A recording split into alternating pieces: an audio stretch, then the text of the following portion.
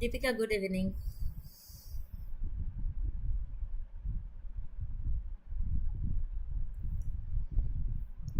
নমস্কাৰ Assam competitive exam চেনেলটোলৈ আপোনালোক সকলোকে স্বাগতম জনাইছোঁ মই নীলাক্ষী ডেকাই আজি ষ্টুডেণ্টৰ ৰিকুৱেষ্ট অনুসৰি মডাৰ্ণ আছাম হিষ্ট্ৰীৰ ছেকেণ্ড ক্লাছটো ল'বলৈ ওলাইছোঁ ইয়াৰ আগতেও মই কেইদিনমান আগতে মডাৰ্ণ আছাম হিষ্ট্ৰীৰ প্ৰথম ক্লাছ এটা লৈছিলোঁ সেই ক্লাছটো আপোনালোকে চাই ল'ব আজি তাৰে পিছৰে পৰাই ক্লাছটো লৈছোঁ ছেকেণ্ড ক্লাছটো লৈছোঁ If you have any question, feel free to drop them in the comment section. I will be happy to help you. And make sure to hit that subscribe button and turn on notification so you do not miss any future lessons.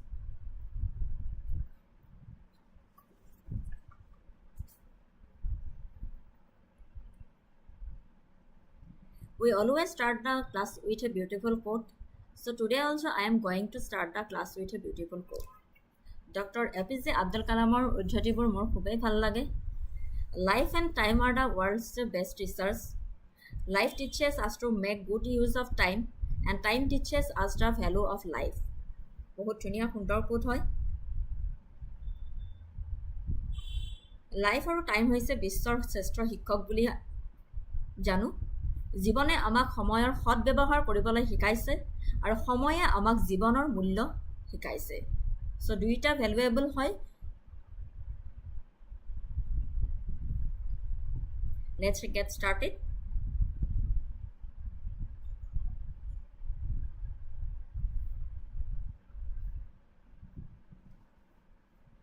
Modern Assam History মই syllabus-টো দি দিছিলোঁ Yes Deepika agree Modern Assam History syllabus-টো মই টেলিগ্ৰামত দি দিছিলোঁ সেই syllabus-টোৰ অনুসৰি মই আজি আনিছোঁ economic impact of British rule in Assam ইয়াৰ আগতে এটা ক্লাছ লৈছিলোঁ সেই ক্লাছটো চাই ল'ব এষ্টাব্লিছমেণ্ট ইয়াৰ আগৰ ক্লাছটোত আছিলে establishment of company rule David Scott was appointed to agent the Governor General of Eastern Frontier from Kachar in the south to Sikkim in the north 1823 uprising against the British by Ahoms First uprising asile okoman revision di disu First uprising asile 1828 Gomdhar Kaur and Dhananjay a farmer Buragohai Borgohai Gomdhar Kaur surrendered and was given 7 years imprisonment Second uprising hoisile second attempt was made by young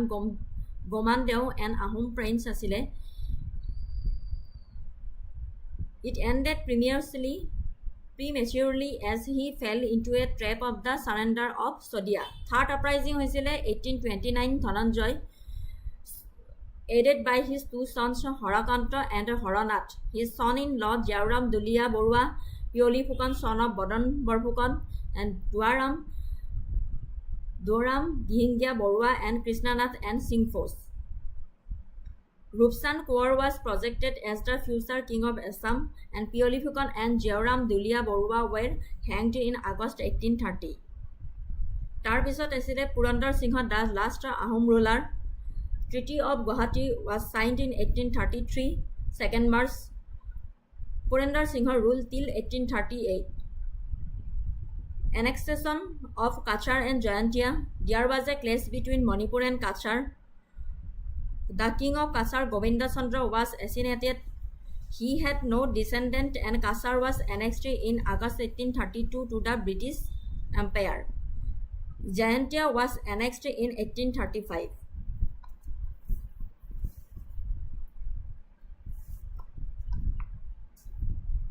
Peasants revolt, the Fulguri uprising, 1861, first peasant movement in Assam.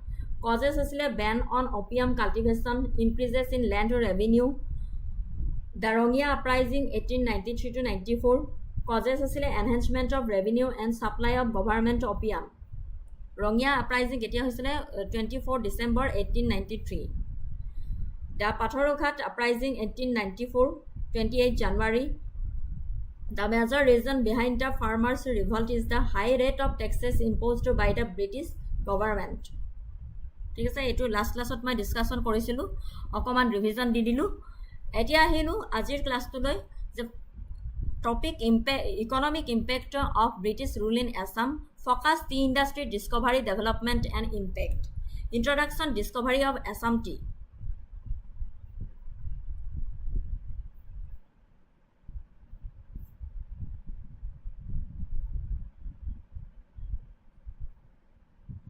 Initial encounter. The British first discovered indigenous tea plants growing in the wild in Assam in the early 19th century.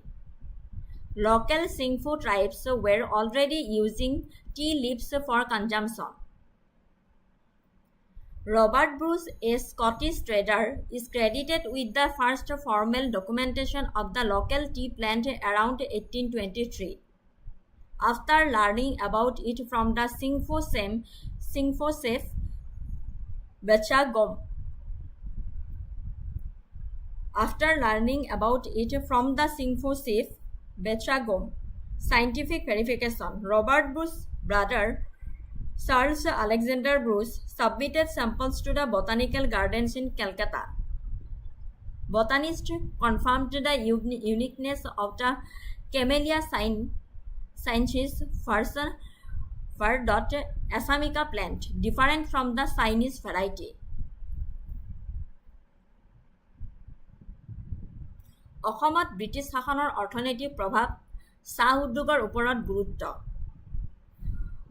19 শতিকাত যেতিয়া ইংৰাজে অসমৰ দখল লয় তেতিয়া তেওঁলোকে অনা অৰ্থনৈতিক পৰিৱৰ্তনৰ ভিতৰত এটা ডাঙৰ পৰিৱৰ্তন আছিল চাহ উদ্যোগৰ বিকাশ বুজিছেনে 19 শতিকাত যেতিয়া ইংৰাজে অসমৰ দখল লৈছিলে তেতিয়া তেওঁলোকে অনা অৰ্থনৈতিক পৰিৱৰ্তনৰ ভিতৰত এটা ডাঙৰ পৰিৱৰ্তন আছিল চাহ উদ্যোগৰ বিকাশ আজি অসম চাহৰ বাবে বিশ্বজুৰি বিখ্যাত আৰু সেই উত্তৰাধিকাৰ ব্ৰিটিছ শাসনৰ পৰাই আৰম্ভ হৈছিল বুলি আমি জানো অসমত চাহৰ আৱিষ্কাৰ 1820 চনত আৰম্ভণিতে ব্ৰিটিছ বিষয়াসকলে লক্ষ্য কৰিছিলে যে অসমত বনৰীয়া চাহ গছ প্ৰাকৃতিকভাৱে গজি উঠিছে স্থানীয় অসমীয়া সম্ভ্ৰান্ত মণিৰাম দেৱান আৰু ৰবাৰ্ট ব্ৰুচ নামৰ এজন ব্ৰিটিছ বিষয়াই এই উদ্ভিদক স্বীকৃতি দিয়াৰ ক্ষেত্ৰত মূল ভূমিকা পালন কৰিছিল 1820 চনৰ আৰম্ভণিতে ব্ৰিটিছ বিষয়াসকলে লক্ষ্য কৰিছিলে যে অসমত বনৰীয়া চাহ গছ প্ৰাকৃতিকভাৱে গজিছিলে তেতিয়া স্থানীয় অসমীয়া সম্ভ্ৰান্ত মণিৰাম দেৱান আৰু ৰবাৰ্ট ব্ৰুচ নামৰ এজন ব্ৰিটিছ বিষয়াই এই উদ্ভিদক স্বীকৃতি দিয়াৰ ক্ষেত্ৰত মূল ভূমিকা পালন কৰিছিল ব্ৰুচে স্থানীয় জনগোষ্ঠীৰ সৈতে কাম কৰিছিল ৰবাৰ্ট ব্ৰুচে স্থানীয় জনগোষ্ঠীৰ সৈতে কাম কৰিছিল আৰু বিশেষকৈ সিংফছ সকলৰ সৈতে যিসকলে প্ৰজন্ম ধৰি চাহ ব্যৱহাৰ কৰি আহিছিল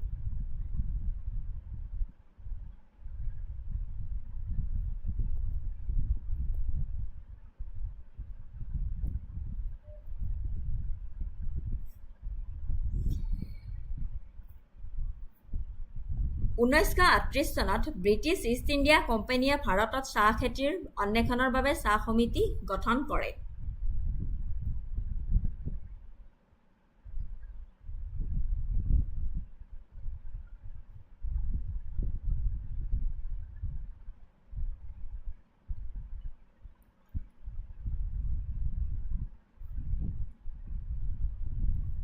Formation of Assam Tea Company 1839 The first major commercial tea company in Assam, headquartered in London with large plantation in Upper Assam, Dibrugarh, Sivasagar, etc.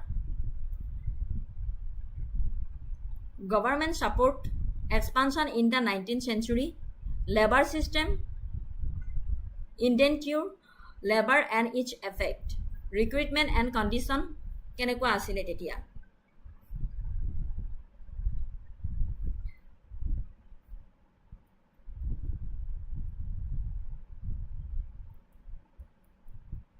1838 চনত ব্ৰিটিছ ইষ্ট ইণ্ডিয়া কোম্পানীয়ে ভাৰতত চাহ খেতিৰ অন্বেষণৰ বাবে চাহ সমিতি গঠন কৰিছিল চাহ উদ্যোগৰ উন্নয়নৰ কাৰণে 1830ৰ পৰা 1840 চনৰ ভিতৰত ইংৰাজে অসমত চাহ বাগিচা আৰম্ভ কৰিছিল তেওঁলোকে মাটিৰ অনুদান ব্যৱহাৰ কৰি বৃহৎ বাগিচা ডাঙৰ খেতি পথাৰ স্থাপন কৰিছিল আৰু সস্তীয়া শ্ৰমিকে পাবলৈ ইংৰাজে মধ্য ভাৰতৰ জনজাতীয় আৰু পিছপৰা অঞ্চলৰ পৰা কঠোৰ পৰিস্থিতিত শ্ৰমিক আনিছিল।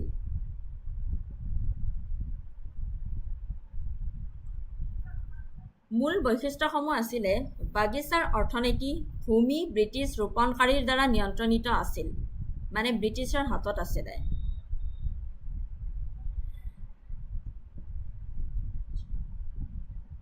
ইনডেঞ্চাৰ্ড লেবাৰ, শ্ৰমিকসকলৰ জীৱন কঠিন আছিল আৰু মজুৰি আছিল অতি কম।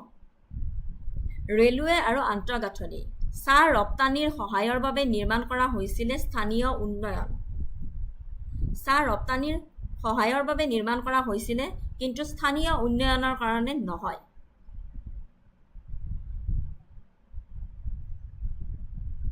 অৰ্থনৈতিক প্ৰভাৱ পৰিছিলে ইতিবাচক প্ৰভাৱ। ব্ৰিটিছৰ দৃষ্টিকোণৰ পৰা চাবলৈ গ'লে অসম বিশ্বৰ ভিতৰতে আগশাৰীৰ চাহ উৎপাদক হিচাপে পৰিগণিত হ'ল।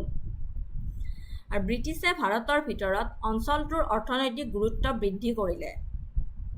নিয়োগৰ সৃষ্টি কৰিছিলে যদিও তেতিয়া বহুত দুৰ্বল পৰিস্থিতিত আছিলে। নেতিবাচক প্ৰভাৱ অসমীয়া মানুহৰ বাবে স্থানীয় লোকে বাগিচাৰ বাবে মাটি হেৰুৱাইছিলে। বেছিভাগ লাভ স্থানীয় অৰ্থনীতিলৈ হোৱা নাছিলে, ইংৰাজৰ হাতলৈ গৈছিলে। তাতে আপোনাৰ শ্ৰমিকৰ শোষণ, জীৱন আৰু কৰ্মৰ অৱস্থা বেয়া আছিলে। পৰম্পৰাগত কৃষি আৰু সমাজত ব্যাঘাত জন্মিলে। অসমীয়া মানুহৰ বাবে এইখিনি প্ৰব্লেম আছিলে যে স্থানীয় লোকে বাগিচাৰ বাবে মাটি হেৰুৱাইছিলে। বেছিভাগ লাভ স্থানীয় অৰ্থনীতিলৈ হোৱা নাছিলে, ইংৰাজৰ হাতলৈহে গৈছিলে। তাতে শ্ৰমিকৰ শোষণ, কষ্ট, জীৱন আৰু কৰ্মৰ অৱস্থা বেয়া আছিলে, কাৰণ কিয় মজুৰি একেবাৰে কম দিছিলে। আৰু পৰম্পৰাগত কৃষি আৰু সমাজত ব্যাঘাত জন্মিছিলে। দীৰ্ঘম্যাদী প্ৰভাৱ, অসম আজিও বিশ্বৰ ভিতৰতে অন্যতম চাহ উৎপাদনকাৰী অঞ্চল। চাহ জনজাতি মজদুৰ বংশধৰ এতিয়া অসমৰ সমাজ আৰু সংস্কৃতিৰ এক উল্লেখযোগ্য অংগ। চাহ উদ্যোগে অসমৰ আধুনিক অৰ্থনীতিৰ ভেটি স্থাপন কৰিছিল যদিও ই সামাজিক প্ৰত্যাহ্বানৰ সৈতে আহিছিল, যি আজিও অব্যাহত আছে।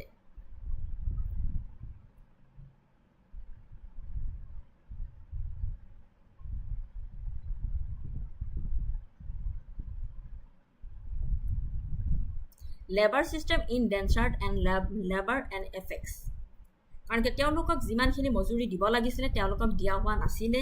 আৰু আমাৰ অসমীয়া স্থানীয় লোকে বাগিচাৰ বাবে মাটি হেৰুৱাইছিলে। তাতে শ্ৰমিকৰ শোষণ, জীৱন আৰু কৰ্মৰ অৱস্থা একেবাৰে বেয়া আছিলে।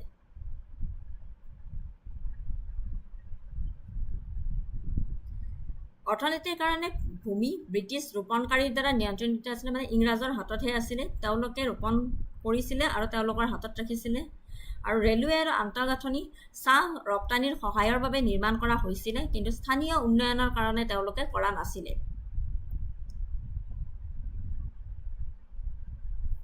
অসমত চাহ উদ্যোগৰ ব্ৰিটিছৰ আৱিষ্কাৰ আৰু বিকাশৰ ফলত অৰ্থনৈতিকভাৱে বিপুল প্ৰভাৱ পৰিলে।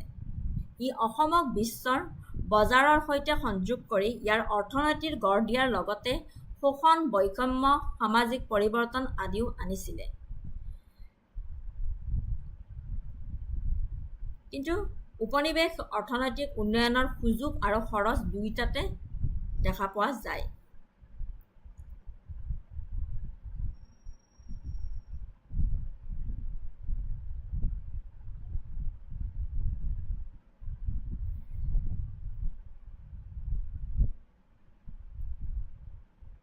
হাৰ্ছ ৰিয়েলিটি আছিলে। ইন ৰিয়েলিটি দিছ ৱৰ্কাৰ্ছ ফেচড, মই অলৰেডি ক'লোৱে, poor wages, inhuman working conditions, lack of health care and sanitation, physical abuse and bonded labor condition.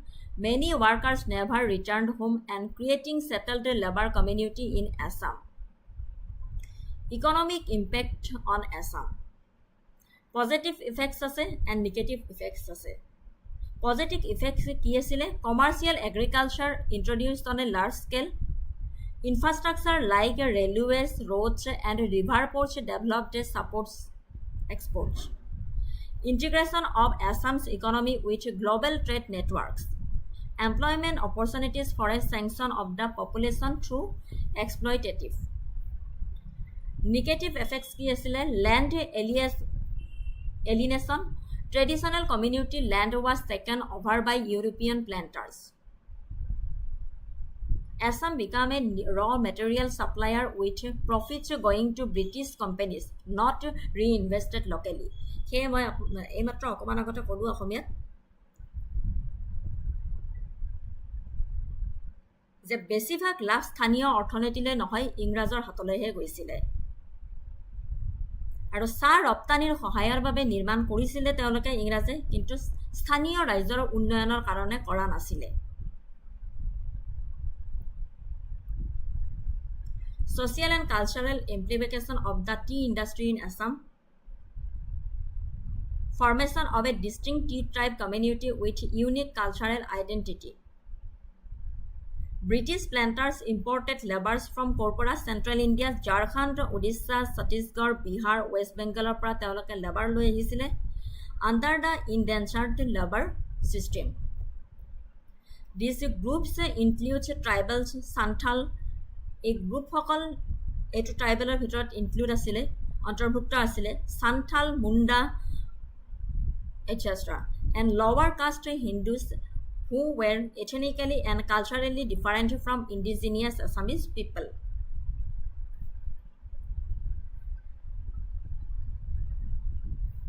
Development. Over time, these communities settled permanently in Assam. অসমতে ইয়াতে permanently বসবাস কৰি ল'লে as returning home was economically and logistically difficult. They developed a distinct community now known as tea tribes or tea garden workers. বুজি পাইছে? They developed a distinct community now known as tea tribes and tea garden workers. তেওঁলোকে ব্ৰিটিছে imported labour কৰি আনিছিলে ঝাৰখণ্ড ওড়িশা ছত্তীশগড় বিহাৰৰ পৰা আৰু তেওঁলোকে ইয়াতে permanently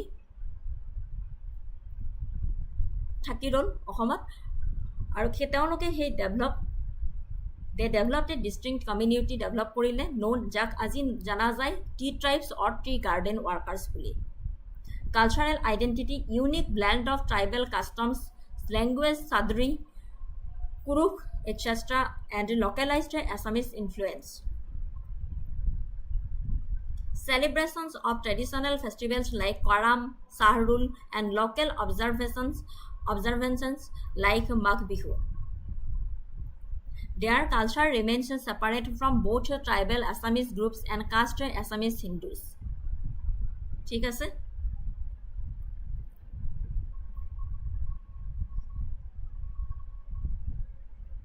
Changes in demography due to large-scale migration. Impact of migration. Massive influx of non-indigenous laborers altered the demographic composition of Upper Assam and other tea-growing districts. New linguistic, cultural and ethnic groups settled permanently in Assam. Broader trends. Apart from labor migration, Assam also witnessed migration of Bengali-speaking Muslims and Hindus from East Bengal, now Bangladesh. Migration of Marwaris, Nepalis, Biharis, and other for trade, agriculture, and administration.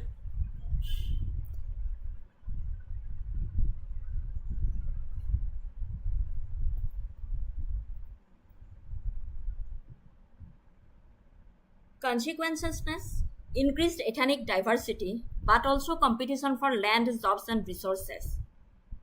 Rising identity-based politics demands for recognition, example scheduled tribe status and autonomy movements.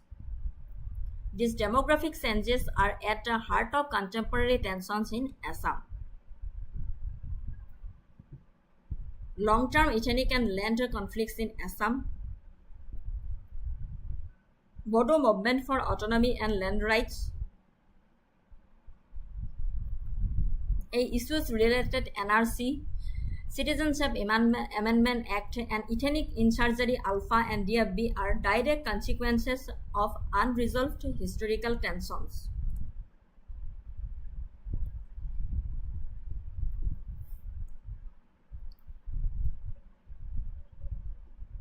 Seeds of Class Struggle and Labor Activism in 20th Century.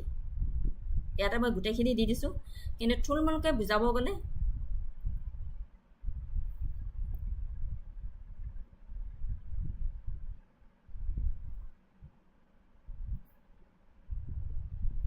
বুজিব গ'লে 19 শতিকাত যেতিয়া ইংৰাজে অসমৰ দখল লৈছিলে তেতিয়া তেওঁলোকে অনা অৰ্থনৈতিক পৰিৱৰ্তনৰ ভিতৰত এটা ডাঙৰ পৰিৱৰ্তন আছিল চাহ উদ্যোগৰ বিকাশ। মই ইংলিছত বহুত ধুনীয়াকৈ ডেছক্ৰিপশ্যন কৰি দিছোঁ, আপোনালোকে পঢ়িলে বুজি পাব। আৰু আজি সেইকাৰণে অসম চাহৰ বাবে বিশ্বজুৰি বিখ্যাত বুলি আমি জানো, কিন্তু এই উত্তৰাধিকাৰটো ব্ৰিটিছ শাসনৰ পৰাই আৰম্ভ হৈছিলে। চনকেইটা মনত ৰাখিব। অসমত চাহৰ আৱিষ্কাৰ 1820 চনৰ আৰম্ভণিতে ব্ৰিটিছ বিষয়াসকলে লক্ষ্য কৰিছিলে যে অসমত বনৰীয়া চাহ গছ প্ৰাকৃতিকভাৱে গজিছিলে, আৰু স্থানীয় অসমীয়া সম্ভ্ৰান্ত মৰিৰাম দেৱান আৰু ৰবাৰ্ট ব্ৰুচ নামৰ এজন ব্ৰিটিছ বিষয়াই এই উদ্ভিদক স্বীকৃতি দিয়াৰ ক্ষেত্ৰত মূল ভূমিকা পালন কৰিছিল। ৰবাৰ্ট ব্ৰুচে স্থানীয় জনগোষ্ঠীৰ সৈতে কাম কৰিছিল, বিশেষকৈ চিংফছসকলৰ সৈতে যিসকলে প্ৰজন্ম ধৰি চাহ ব্যৱহাৰ কৰি আহিছিলে। আৰু 1838 চনত ব্ৰিটিছ ইষ্ট ইণ্ডিয়া কোম্পানীয়ে ভাৰতত চাহ খেতিৰ অন্বেষণৰ বাবে চাহ সমিতি গঠন কৰিছিলে। আৰু চাহ উদ্যোগৰ উন্নয়নৰ হকে 1830 পৰা 1840 চনৰ ভিতৰত ইংৰাজে অসমত চাহ বাগিচা আৰম্ভ কৰিছিলে। তেওঁলোকে মাটিৰ অনুদান ব্যৱহাৰ কৰি বৃহৎ বাগিচা স্থাপন কৰিছিলে।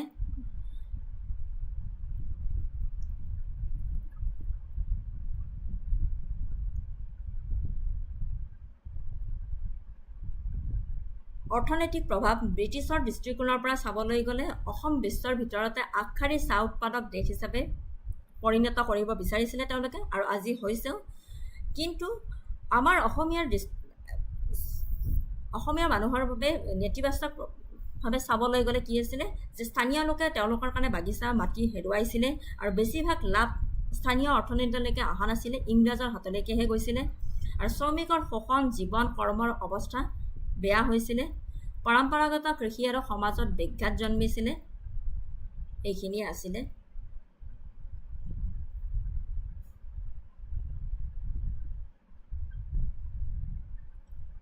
অসমত ব্ৰিটিছ শাসনৰ অৰ্থনৈতিক প্ৰভাৱ চাহ উদ্যোগৰ বিষয়ে। নেক্সট টপিকটোলৈ গৈছোঁ।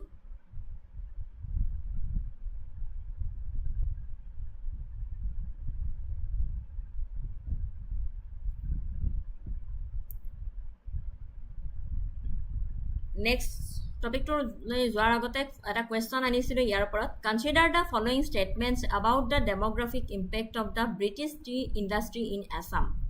Large scale migration of labourers led to significant demographic changes in Upper Assam. British policy encouraged the settlement of Bengali-speaking Muslims in the Brahmaputra Valley for tea plantation labor. Migration during British rule contributed to ethnic tensions and land-related conflicts in post-independence Assam. Which of the above statements are correct? মই আনসাৰটো কৈ দিছোঁ, আপোনালোকে ভালদৰে পঢ়ি চাব। Answer to whole, correct answer to whole, option B, 1 and 3 only. Then 1 and 3 only, option B to correct. Large scale migration of laborers led to significant demographic changes in Upper Assam, to correct. And migration during British rule contributed to ethnic tensions and land related conflicts in post independence of Assam, to correct. Statement 2 to incorrect.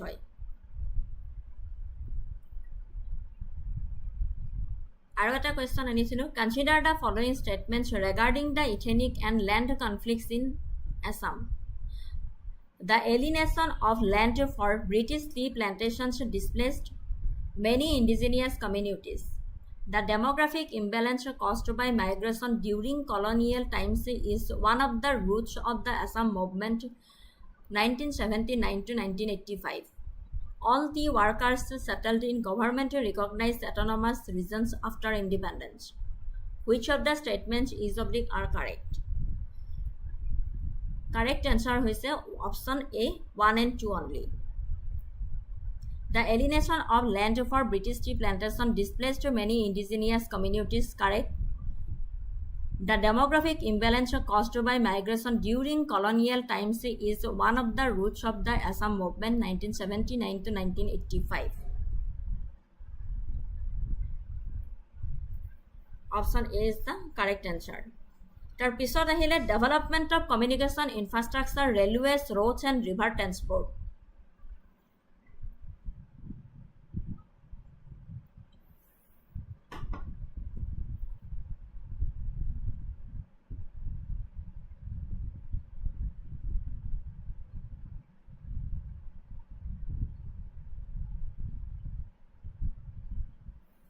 Development of communication and infrastructure, railways, roads, and river transport. The British colonial rule brought significant changes to Assam's economy, particularly through the development of communication and infrastructure, such as railways, roads, and river transport. While these developments were primarily aimed at serving British economic interests, they also had lasting effects on the region's economic structure. Why infrastructure was developed? The British annexed Assam in the early 19th century following the First Anglo-Burmese War 1824 to 1826 and the Treaty of Yandabo 1826. Assam was rich in natural resources, tea, coal, oil, and forest products. So the British focused on improving transportation to extract and export these commodities efficiently. Railways in Assam. First railway line in Assam, Dibrugarh to Margherita 1882. মনত ৰাখিব First railway line in Assam, Dibrugarh to Margherita 1882. Historical background. Purpose of railway line. Construction and route, economic and strategic importance.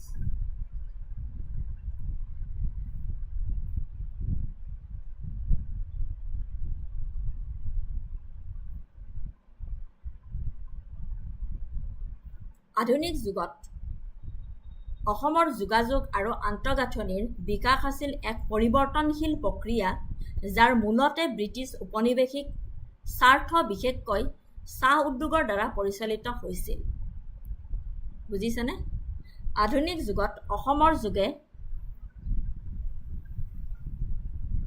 যুগত অসমৰ যোগাযোগ আৰু আন্তঃগাঁথনিৰ বিকাশ আছিল এক পৰিৱৰ্তনশীল প্ৰক্ৰিয়া যাৰ মূলতে ব্ৰিটিছ উপনিৱেশিক স্বাৰ্থ বিশেষকৈ চাহ উদ্যোগৰ দ্বাৰা পৰিচালিত হৈছিল প্ৰথম অৱস্থাত নদীৰ বিশাল জালখনেই আছিল প্ৰাথমিক পৰিবহণ ব্যৱস্থা তাৰ পিছত ভাপ জাহাজ আৰু পিছলৈ ৰেলপথ আৰু পথৰ পৰিৱৰ্তনে ৰাজ্যখনৰ সংযোগ আৰু অৰ্থনৈতিক পৰিৱেশৰ যথেষ্ট পৰিৱৰ্তন ঘটাইছিল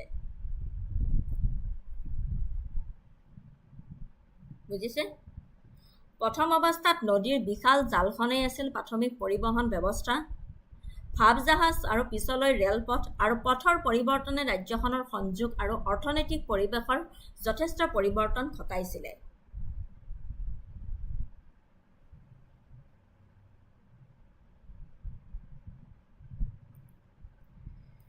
During the British rule, Assam was recognized for its natural resources, especially coal, tea, and timber.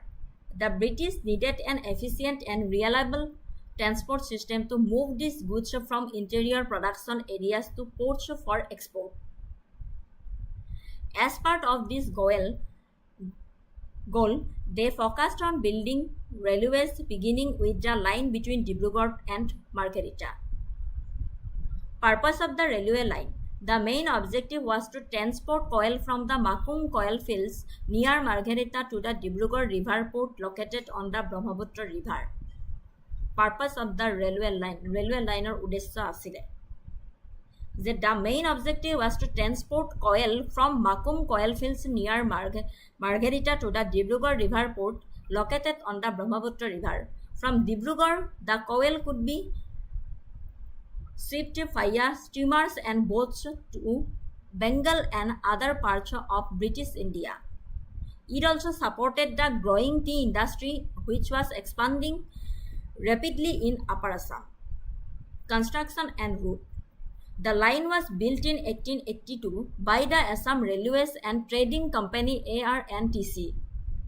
মনত ৰাখিব এই পইণ্টটো The route connected Margherita to Dibrugarh, an important administrative and commercial town.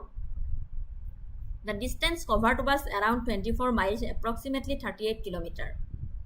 It was initially constructed as a narrow gauge railway suitable for industrial and resource transport. It was initially constructed কৰা হৈছিলে কিহৰ কাৰণে narrow gauge railway suitable for industrial and resource transporter karone. Economic and strategic importance.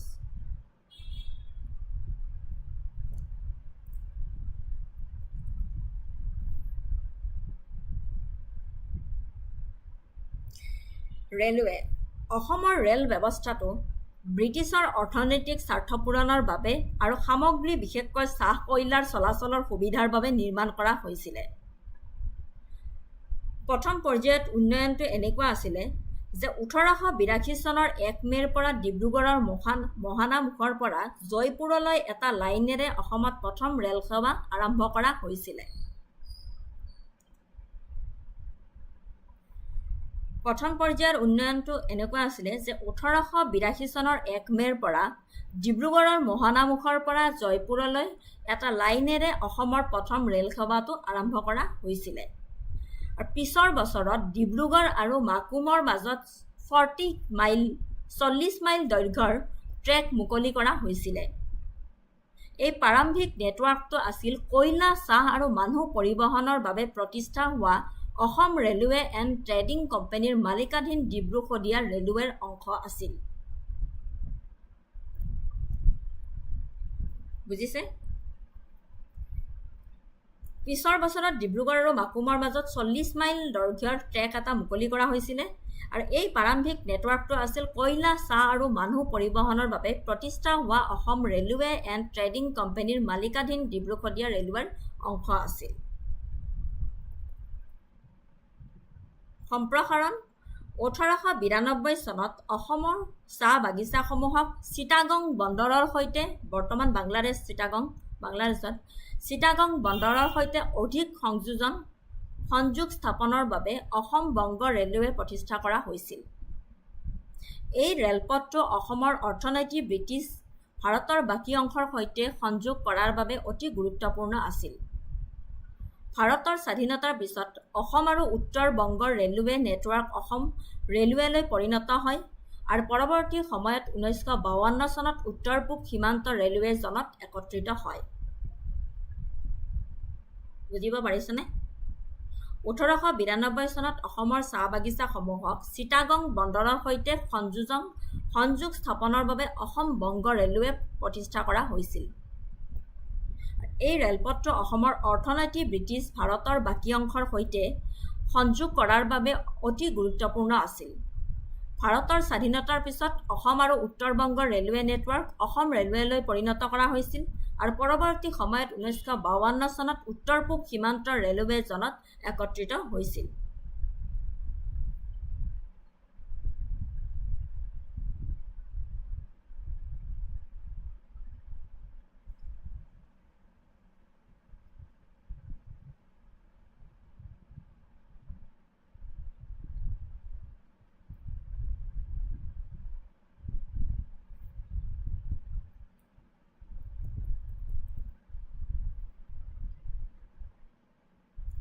Roads in Assam.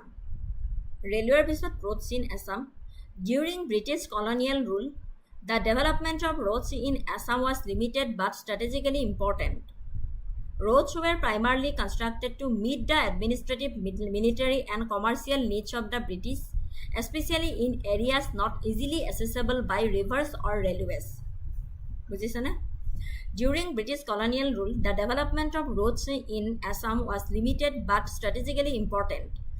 Roads were primarily constructed to meet the administrative, military, and commercial needs of the British, especially in areas not easily accessible by rivers and railways. য'ত railway আৰু নদী পৰিবহণৰ দ্বাৰা সম্ভৱ নাছিলে, সেইকাৰণে ৰাস্তা ঘাটটো নিৰ্মাণ কৰা হৈছিলে। Purpose of road construction: administrative control, military needs, economic interest, support for plantations.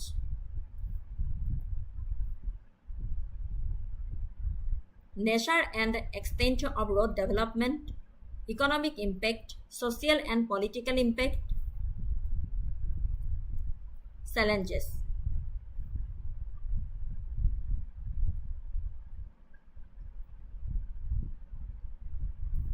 অসমৰ পথ উন্নয়ন নদী আৰু ৰেল পৰিবহণৰ তুলনাত লেহেমীয়া আছিল যদিও সময়ৰ লগে লগে ইয়াৰ গুৰুত্ব ক্ৰমান্বয়ে বাঢ়ি আহিছিল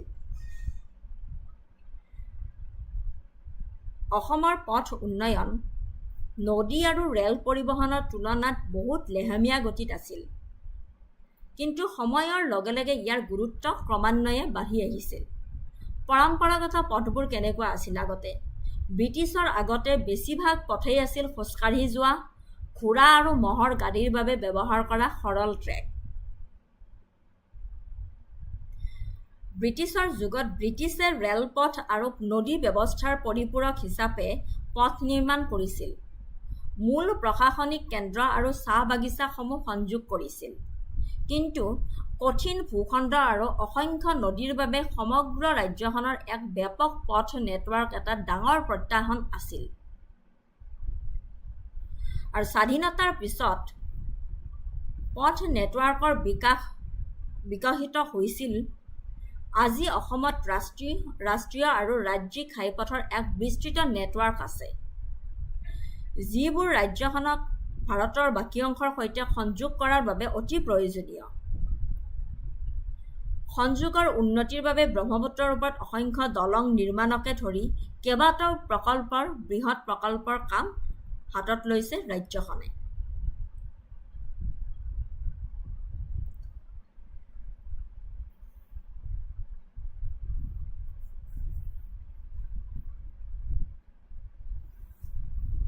ব্ৰিটিছৰ দিনত কি আছিল খোজকাঢ়ি যোৱা ঘোঁৰা আৰু মহৰ গাড়ীৰ বাবে ব্যৱহাৰ কৰা সৰল ট্ৰেক আছিল পৰম্পৰাগত পথবোৰ আৰু ব্ৰিটিছে ৰেলপথ আৰু নদী ব্যৱস্থাৰ পৰিপূৰক হিচাপে পথ নিৰ্মাণ কৰিছিল মূল প্ৰশাসনিক কেন্দ্ৰ আৰু চাহ বাগিচাসমূহ সংযোগ কৰিছিল কিন্তু কঠিন ভূখণ্ড আৰু অসংখ্য নদীৰ বাবে সমগ্ৰ ৰাজ্যখনৰ এক ব্যাপক পথ নেটৱৰ্ক এটা ডাঙৰ প্ৰত্যাহ্বান আছিল তেওঁলোকৰ কিন্তু স্বাধীনতাৰ পিছত পথ নেটৱৰ্কিংটো বিকশিত হৈছিল সেয়েহে আজি অসমত ৰাষ্ট্ৰীয় ঘাইপথৰ এটা বিস্তৃত নেটৱৰ্ক আছে যে যিবোৰে ৰাজ্যখনক ভাৰতৰ বাকী অংশৰ সৈতে সংযোগ কৰাত অতি প্ৰয়োজনীয় হৈ পৰিছে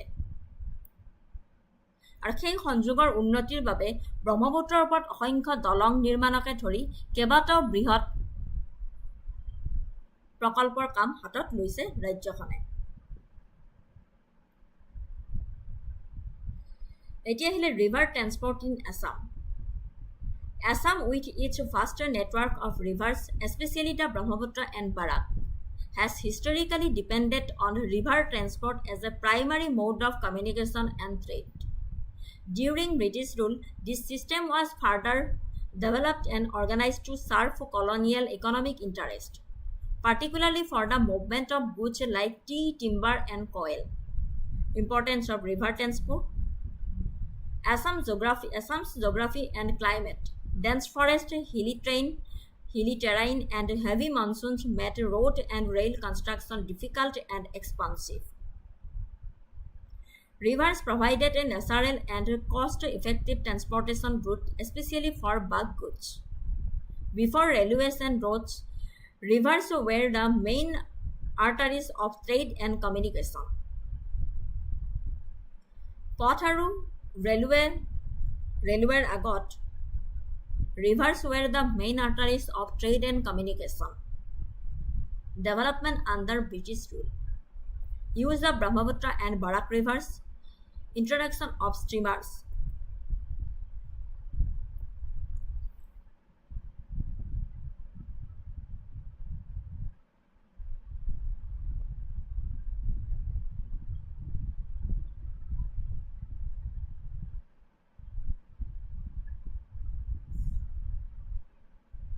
নদী পৰিবহণ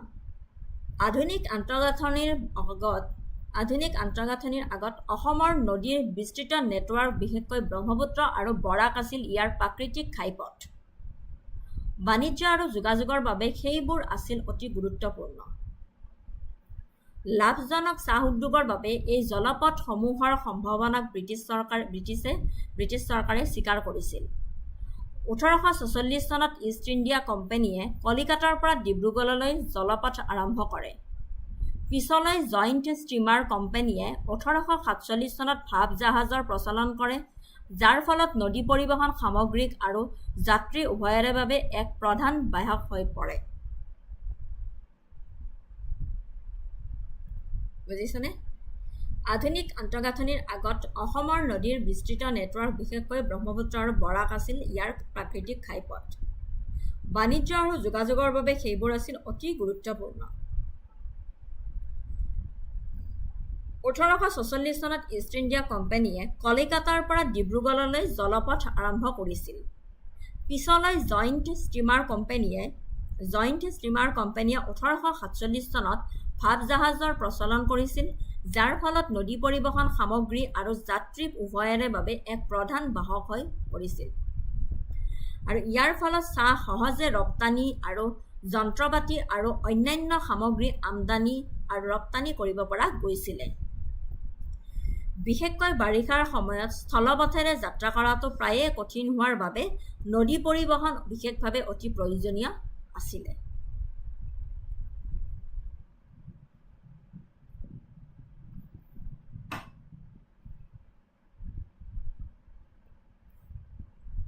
বুজিব পাৰিছেনে?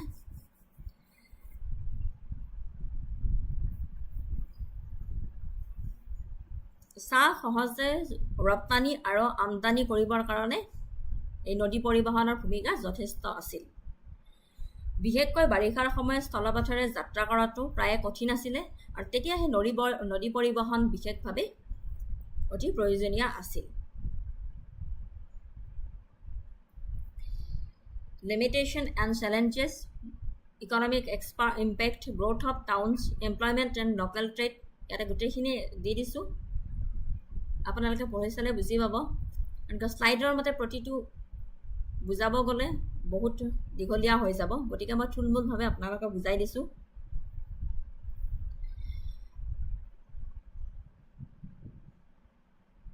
Broader economic impact of infrastructure development in Assam.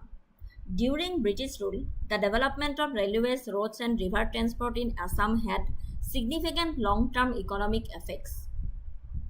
While the primary aim was to serve colonial economic interest, these changes reshaped the region's economic structure in multiple ways, both positive and negative.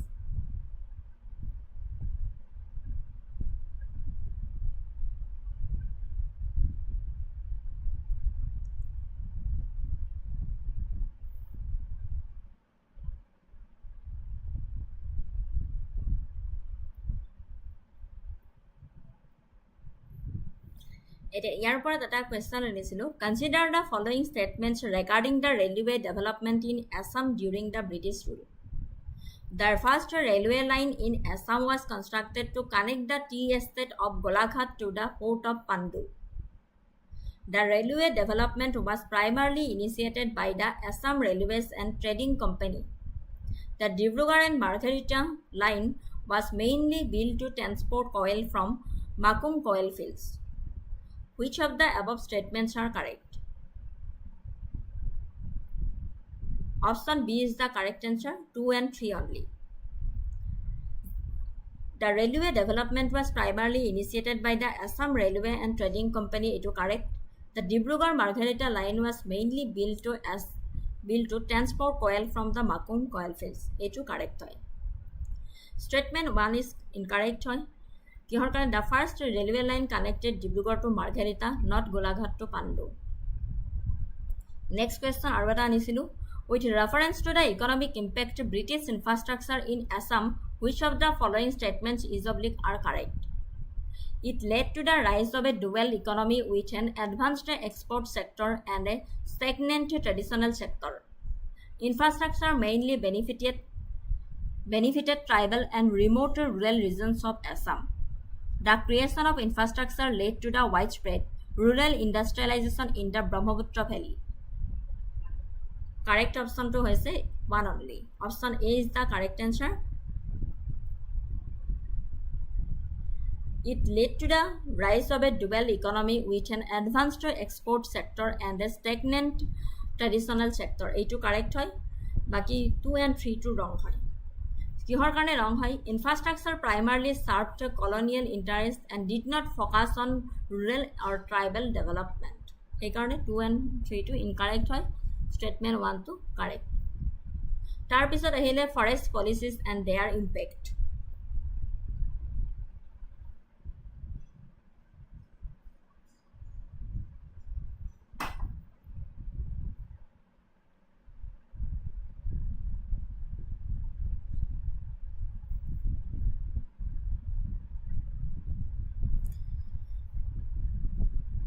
Forest policies and their impact.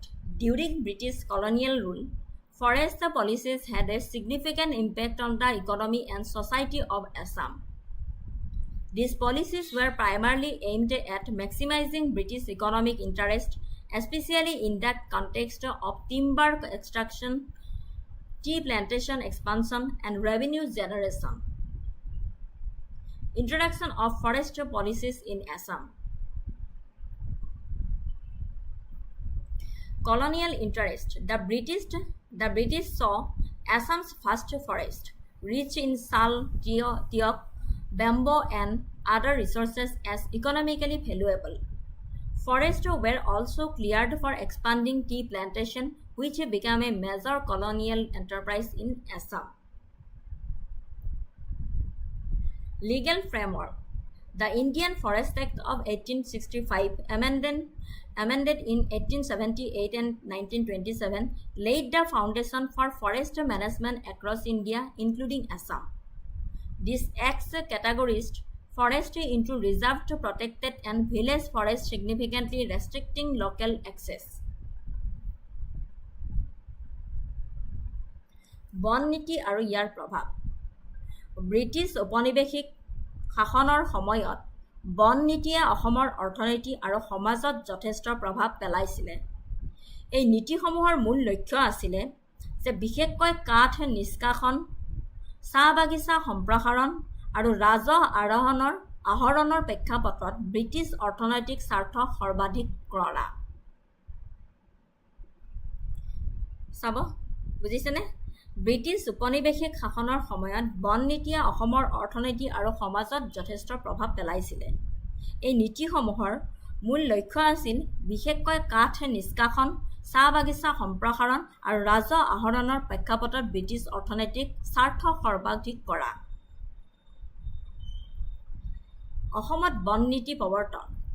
অসমৰ বিশাল অৰণ্য, শাল, চেগুন, বাঁহ আৰু অন্যান্য সম্পদৰে সমৃদ্ধি ইংৰাজে অৰ্থনৈতিকভাৱে মূল্যৱান বুলি ভাবিছিলে। চাহ বাগিচা সম্প্ৰসাৰণৰ বাবেও বনাঞ্চল মুক্ত কৰা হৈছিল, যিটো অসমৰ এক বৃহৎ ঔপনিৱেশিক উদ্যোগত পৰিণত হৈছিল।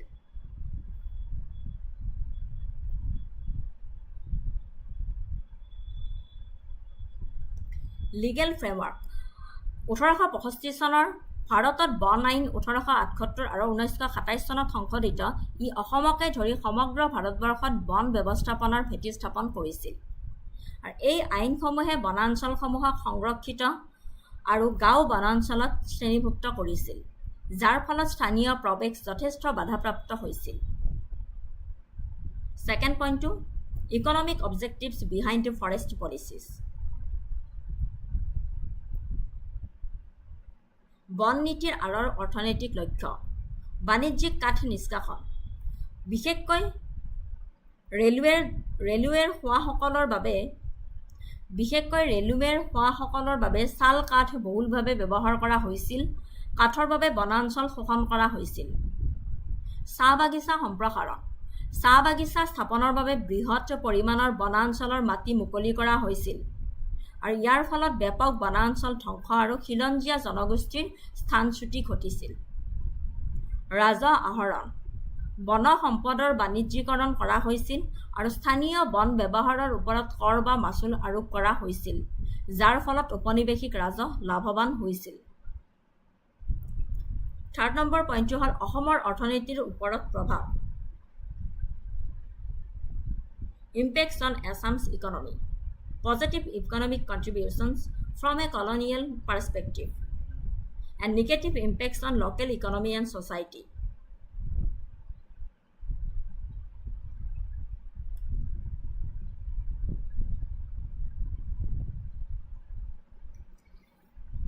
ইতিবাচক অৰ্থনৈতিক অৱদান উপনিৱেশিক দৃষ্টিকোণৰ পৰা চাবলৈ গ'লে আন্তঃগাঁথনি উন্নয়ন কাঠৰ ৰাজহৰ দ্বাৰা ৰেলপথ আৰু পথ উন্নয়নত সহায়ক হৈছিল আৰু পৰিবহণৰ উন্নতি ঘটিছিল যদিও মূলতঃ ব্ৰিটিছ অৰ্থনৈতিক প্ৰয়োজনীয়তা পূৰণৰ বাবেহে কাঠৰ ৰাজহৰ দ্বাৰা ৰেলপথ আৰু পথ উন্নয়নত সহায়ক হৈছিল আৰু পৰিবহণৰ উন্নতিও ঘটিছিল কিন্তু কি আছিল ব্ৰিটিছ অৰ্থনৈতিক প্ৰয়োজনীয়তা পূৰণৰ বাবেহে বাগিচা অৰ্থনীতিৰ বৃদ্ধি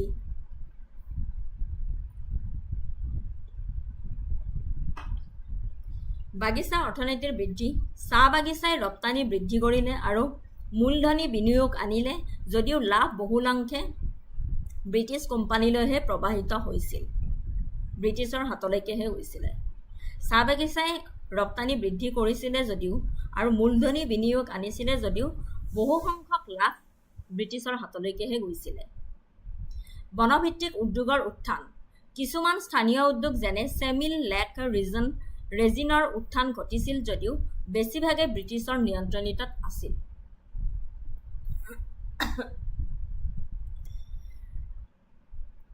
স্থানীয় অৰ্থনীতি আৰু সমাজৰ ওপৰত নেতিবাচক প্ৰভাৱ খিলঞ্জীয়া সম্প্ৰদায়ৰ স্থানচ্যুতি বনাঞ্চলৰ ওপৰত নিৰ্ভৰশীল জনজাতীয় আৰু স্থানীয় জনগোষ্ঠীসমূহক যেনে কাৰ্বি মিচিং বড়ো তেওঁলোকৰ পৰম্পৰাগত মাটিত প্ৰৱেশৰ পৰা বঞ্চিত কৰা হৈছিল বনাঞ্চলৰ ওপৰত নিৰ্ভৰশীল জনজাতীয় আৰু স্থানীয় জনগোষ্ঠীসমূহক যেনে কাৰ্বি মিচি বড়ো তেওঁলোকৰ পৰম্পৰাগত মাটিত প্ৰৱেশৰ পৰা বঞ্চিত কৰা হৈছিল আৰু স্থানান্তৰিত খেতিৰ ঝুম নিষিদ্ধ কৰা হৈছিল যাৰ ফলত পৰম্পৰাগত জীৱিকাৰ ওপৰত প্ৰভাৱ পৰিছিল স্থানান্তৰিত খেতি ঝুম কাল্টিভেশ্যন নিষিদ্ধ কৰা হৈছিলে বন্ধ কৰা হৈছিলে যাৰ ফলত আমাৰ এই খিলঞ্জীয়া মানুহখিনিৰ ওপৰত ক্ষতি হৈছিল জীৱিকাৰ ক্ষতি বন নিৰ্ভৰশীল লোকসকলে খৰি সংগ্ৰহ জীৱ-জন্তু চৰা বা বনজ উৎপাদিত সামগ্ৰী মুক্তভাৱে ব্যৱহাৰ কৰাৰ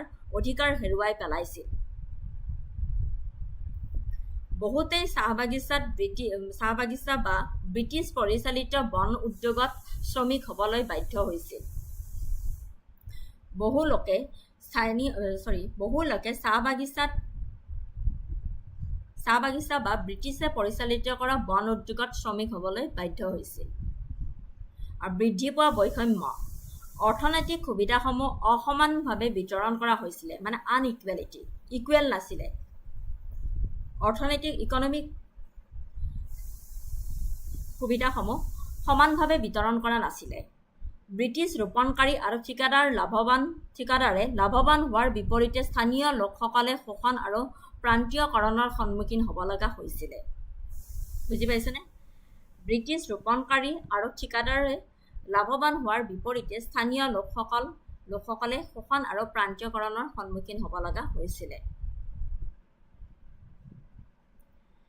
পৰিৱেশৰ অৱক্ষয় বৃহৎ পৰিসৰৰ বনাঞ্চল ধ্বংস আৰু একক কৃষি বাগিচাৰ ফলত পৰিৱেশগত ভাৰসাম্যহীনতা মাটি খহনীয়া আৰু জৈৱ বৈচিত্ৰ্যৰ ক্ষতিৰ সৃষ্টি হৈছিল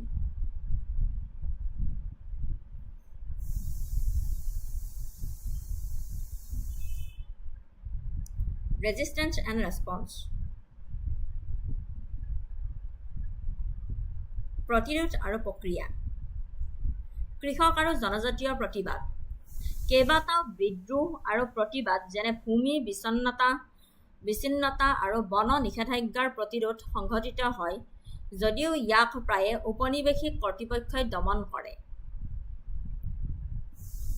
দীৰ্ঘম্যাদী প্ৰভাৱ উপনিৱেশিক বন নীতিয়ে উত্তৰ উপনিৱেশিক অসমত চলি থকা ভূমি বিচ্ছিন্নতা আৰু জনজাতীয় প্ৰান্তীয়কৰণৰ ভেটি স্থাপন কৰিছিল অসমত ব্ৰিটিছৰ বন নীতি উপনিৱেশিক অৰ্থনৈতিক স্বাৰ্থৰ বাবে উপকাৰী হ'লেও স্থানীয় অৰ্থনৈতিক পৰিৱেশ খিলঞ্জীয়া জনগোষ্ঠীৰ বাবে সুদূৰ প্ৰসাৰী নেতিবাচক পৰিণতিৰ সৃষ্টি কৰিছিল। এই নীতিসমূহে অসমৰ বনাঞ্চলসমূহক সম্প্ৰদায় পৰিচালিত সম্পদৰ পৰা ৰাষ্ট্ৰ নিয়ন্ত্ৰিত সম্পত্তিলৈ ৰূপান্তৰিত কৰি পৰম্পৰাগত ব্যৱস্থাসমূহ বিঘ্নিত কৰি দীৰ্ঘম্যাদী আৰ্থ সামাজিক প্ৰত্যাহ্বানৰ সৃষ্টি কৰিছিল। মূলতঃ থুলমূলভাৱে ক'ব গ'লে অসমত ব্ৰিটিছৰ বন নীতি উপনিৱেশিক অৰ্থনীতিৰ স্বাৰ্থৰ বাবে উপকাৰী হ'লেও স্থানীয় অৰ্থনীতি পৰিৱেশ খিলঞ্জীয়া জনগোষ্ঠীৰ বাবে সুদূৰ প্ৰসাৰী নেতিবাচক পৰিণতিৰ সৃষ্টি কৰিছিল। আৰু এই নীতিসমূহে অসমৰ বনাঞ্চলসমূহক সম্প্ৰদায় পৰিচালিত সম্পদৰ পৰা ৰাষ্ট্ৰ নিয়ন্ত্ৰিত সম্পত্তিলৈ ৰূপান্তৰিত কৰি পৰম্পৰাগত ব্যৱস্থাসমূহ বিঘ্নিত কৰি দীৰ্ঘম্যাদী আৰ্থ সামাজিক প্ৰত্যাহ্বানৰ সৃষ্টি কৰিছিল।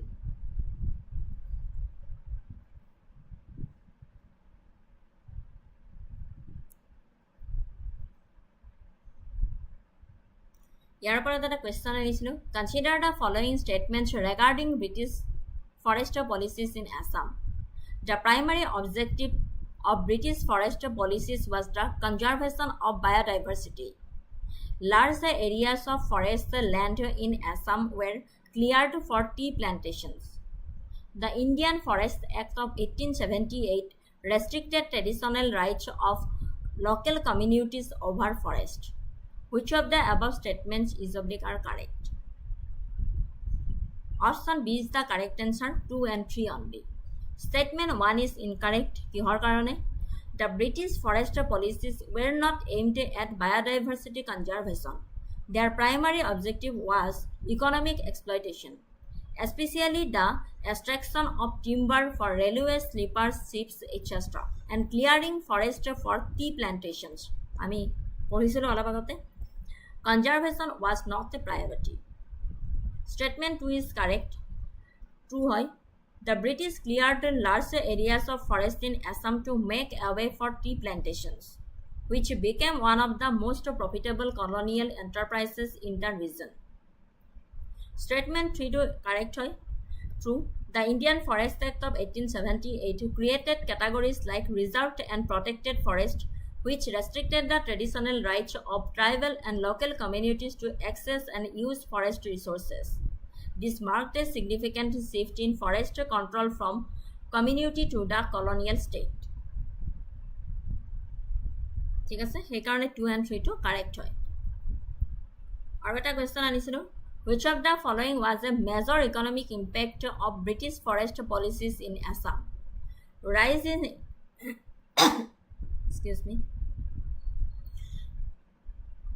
rise in indigenous control over forest resources, development of timber as a commercial resource, displacement of tribal communities from forest lands, equitable sharing of forest revenue with local communities.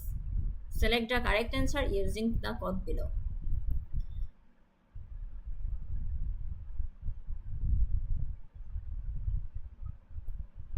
Option B, 2 and 3.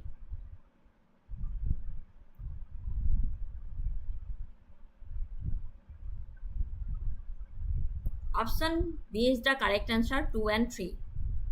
Statement 1 is incorrect. কিহৰ কাৰণে? British forest policies reduced, not increased. Indigenous control.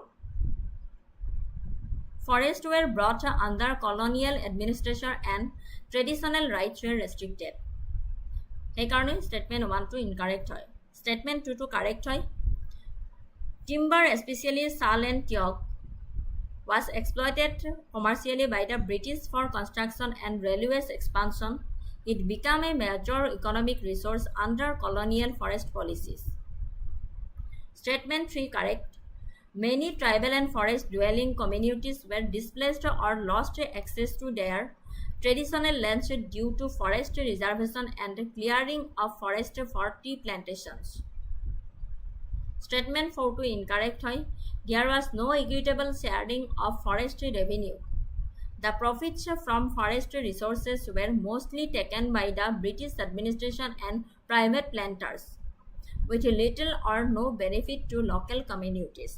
So 2 and 3 to correct hoy. Statement 1 and 4 to incorrect hoy. এতিয়া আহিলে exploitation of natural resources, oil and coal. The economic impact of British rule on Assam, particularly in terms of the exploitation of natural resources like oil and coal, was profound and lasting. These resources were systematically extracted for British industrial and impartial interest with little regard for local development or welfare. Discovery and early exploitation of resources.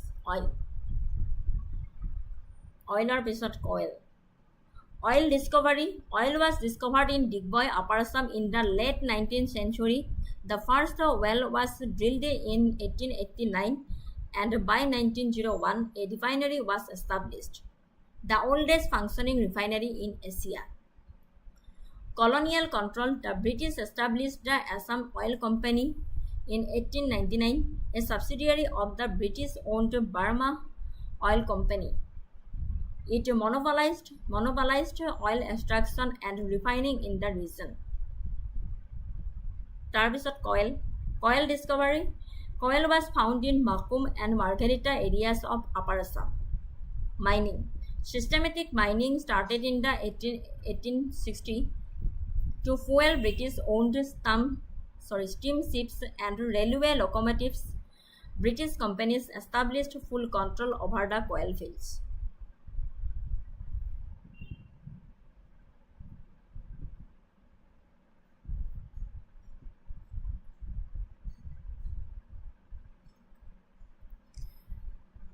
প্ৰাকৃতিক সম্পদৰ শোষণ, British আৱিষ্কাৰ আৰু নিয়ন্ত্ৰণ। 19 শতিকাৰ আৰম্ভণিতে প্ৰথম Anglo Burmese যুদ্ধ 1824-1826 পৰা 1826 পিছত ব্ৰিটিছে অসমক নিজৰ অধীনলৈ অনাৰ পিছত ইয়াৰ চহকী প্ৰাকৃতিক সম্পদৰ সন্ধান আৰম্ভ কৰে। অসমত তেল আৰু কয়লাৰ বিপুল মজুত দেখা গ'ল আৰু ইংৰাজে সোনকালে নিয়ন্ত্ৰণ ল'লে। অসমত তেল। 1889 চনত অসমৰ ডিগবৈত এছিয়াৰ প্ৰথমটো তৈলকুৱা খন্দা হৈছিল। ডিগবৈ অসমৰ তৈলনগৰ নামেৰে পৰিচিত হ'ল। ব্ৰিটিছে 1901 চনত ডিগবৈ তেল শোধনাগাৰ স্থাপন কৰিছিল আৰু ভাৰতৰ আটাইতকৈ পুৰণি চলি থকা শোধনাগাৰ। তেল উলিয়াই অসমৰ বাহিৰলৈ পঠিওৱা হ'ল, কিন্তু স্থানীয় জনসাধাৰণৰ লাভ তাতে কম হৈছিল। অসমত কয়লা। 19 শতিকাত অসমতো বিশেষকৈ মাৰ্ঘেৰিটা লিডুৰ দৰে অঞ্চলত কয়লাৰ খনন আৰম্ভ কৰা হৈছিল। এই কয়লাক্ষেত্ৰসমূহৰ সহায়ত ব্ৰিটিছ পৰিচালিত উদ্যোগ আৰু ৰেলপথক শক্তি প্ৰদান কৰা হৈছিল। আকৌ লাভৰ বেছিভাগেই ইংৰাজৰ হাতলৈ গৈছিল, আনহাতে স্থানীয় লোকসকলে দুৰ্বল অৱস্থাত কাম কৰিছিল।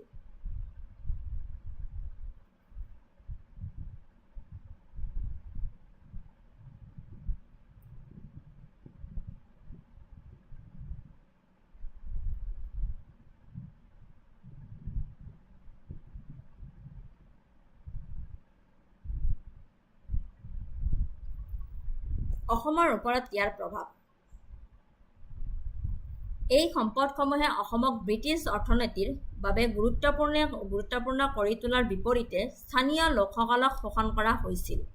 চাকৰি কম দৰমহাৰ আছিল, মাটি লৈ লৈছিলে, পৰিৱেশৰ ক্ষতি সাধন হৈছিলে। 1947 চনত স্বাধীনতাৰ পিছত সম্পদৰ ওপৰত নিয়ন্ত্ৰণ ভাৰত চৰকাৰৰ হাতলৈ স্থানান্তৰিত হয়, যদিও স্থানীয় লাভালাভ আৰু পৰিৱেশ সুৰক্ষাৰ বিষয় আজিও অব্যাহত আছে।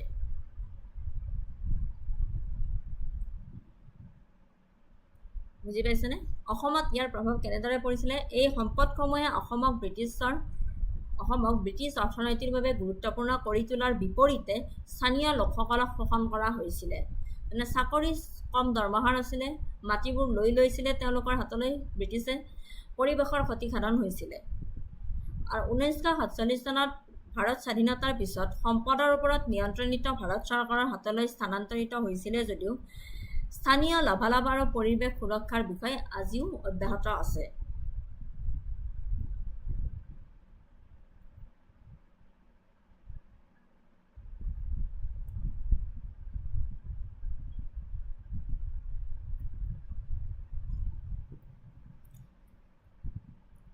ইয়াৰ পৰা এটা question আনিছিলোঁ which of the following statements best explains why the British focused on resource extraction in Assam rather than industrial development. Assam lacked the necessary raw materials for heavy industry. Statement B, British economic policy prioritized extraction over value addition in colonies. Statement C, the local population resisted industrialization under British rule. Statement D, the oil and coal in Assam were inferior quality and could not support industries. Correct answer to whole option B, British economic policy prioritized extraction over value addition in colonies. The British followed a colonial policy of extractive economic practice, using colonies like Assam for raw materials, oil, coal, tea, while manufacturing and value addition took place in Britain. Our question anisilo, consider the following statements. The British established the Digboy oil refinery primarily to meet the energy needs of the local Assamese population. Despite the availability of oil and coal, the British did not develop any significant downstream industries in Assam. Which of the above statements is correct? Correct answer to is option only 2. Option B is the correct answer, only 2. Statement 1 to incorrect hoy kihor karone the refinery was meant for imperial interest, not local consumption. Statement 2 to correct hoy the British focused on resource extraction, not on building, processing or value adding industries in Assam. ঠিক আছে socio-cultural changes, impact of Christian missionaries, contribution to education, healthcare, and influence on local culture and language.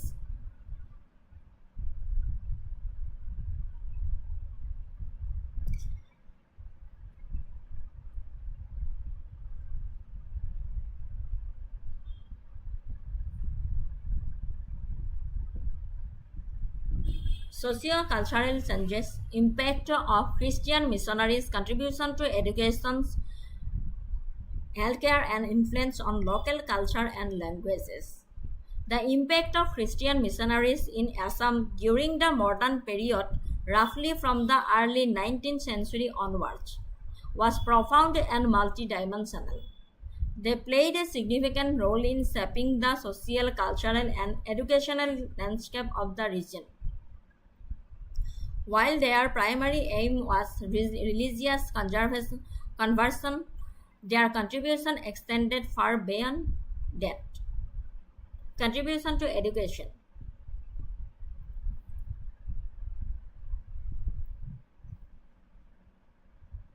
Christian missionaries were pioneers of Western-style education in Assam, especially during British colonial rule. They believed that education was a powerful tool for both religious conversion and social reform. Establishment of schools. The American Baptist Mission, led by missionaries like Nathan Brown, Miles Bronson, and Oliver Carter, established some of the first schools in Assam. These schools emphasized literacy, moral education, science, and biblical studies. Education was often offered to unprivileged communities, including tribal groups, women, and lower caste, who were otherwise excluded from traditional Brahmanical education. Girls' education. The missionaries were pioneers in female education, which was largely neglected in Assamese society. Schools for girls were set up in various towns and rural areas, contributing to women's empowerment in the region.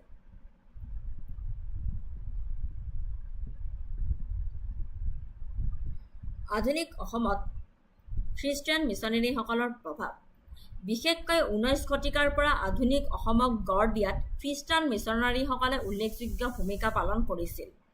তেওঁলোকৰ প্ৰভাৱ মূলতঃ শিক্ষা, স্বাস্থ্যসেৱা আৰু সংস্কৃতিৰ ক্ষেত্ৰত দেখা গৈছিল।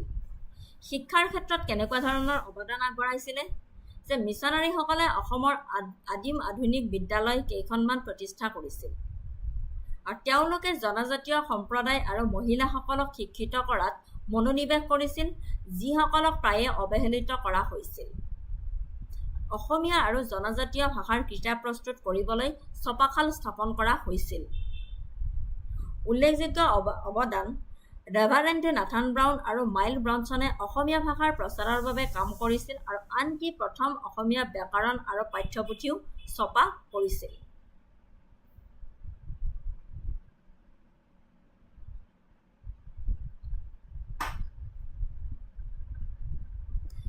স্বাস্থ্য সেৱালৈ অৱদান।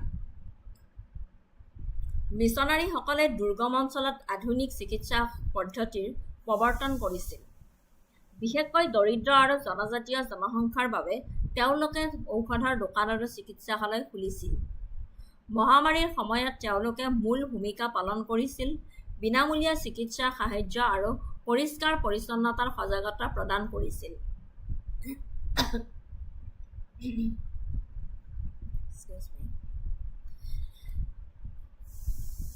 স্থানীয় সংস্কৃতি আৰু ভাষাৰ ওপৰত প্ৰভাৱ।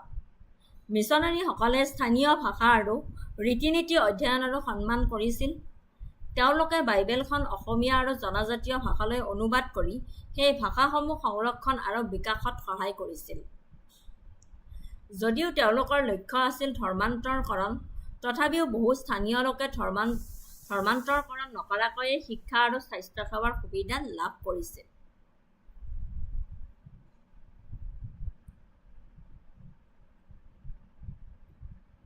বুজিব পাৰিছে?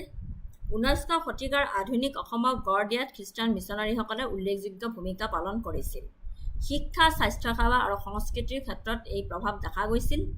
শিক্ষাৰ ক্ষেত্ৰত মিছনাৰীসকলে অসমৰ আদিম আধুনিক বিদ্যালয় কেইখনমান স্থাপন কৰিছিল আৰু তেওঁলোকে জনজাতীয় সম্প্ৰদায় আৰু মহিলাসকলক শিক্ষিত কৰি তুলিবলৈ কেইখনমান আধুনিক বিদ্যালয় স্থাপন কৰিছিল আৰু অসমীয়া আৰু জনজাতীয় ভাষাৰ কিতাপ প্ৰস্তুত কৰিবলৈ ছপাখাল স্থাপন কৰিছিল। আৰু উল্লেখযোগ্য অৱদানৰ ভিতৰত ৰেভাৰেণ্ড নাথান ব্ৰাউন আৰু মাইল ব্ৰনছনে অসমীয়া ভাষাৰ প্ৰচাৰৰ বাবে কাম কৰিছিল, আনকি অসমীয়া ব্যাকৰণ আৰু পাঠ্যপুথিও ছপাইছিল। আৰু স্বাস্থ্য সেৱালৈ তেওঁলোকৰ অৱদান আছিলে। মিছনাৰীসকলে দুৰ্গম অঞ্চলত আধুনিক চিকিৎসা পদ্ধতিৰ প্ৰৱৰ্তন কৰিছিল। বিশেষকৈ দৰিদ্ৰ আৰু জনজাতীয় জনসংখ্যাৰ বাবে তেওঁলোকে ঔষধৰ দোকান আৰু চিকিৎসালয় খুলি দিছিল। বিনামূলীয়া চিকিৎসা সাহায্য আৰু পৰিষ্কাৰ পৰিচ্ছন্নতাৰ সজাগতা প্ৰদান কৰিছিল। স্থানীয় সংস্কৃতি আৰু ভাষাৰ ওপৰত প্ৰভাৱ পেলাইছিলে। মিছনাৰীসকলে স্থানীয় ভাষা আৰু ৰীতি-নীতি অধ্যয়ন আৰু সন্মান কৰিছিল। বাইবেলখন অসমীয়া আৰু জনজাতীয় ভাষালৈ অনুবাদ কৰি ভাষাসমূহ সংৰক্ষণ আৰু বিকাশত সহায় কৰিছিল। ঠিক আছে?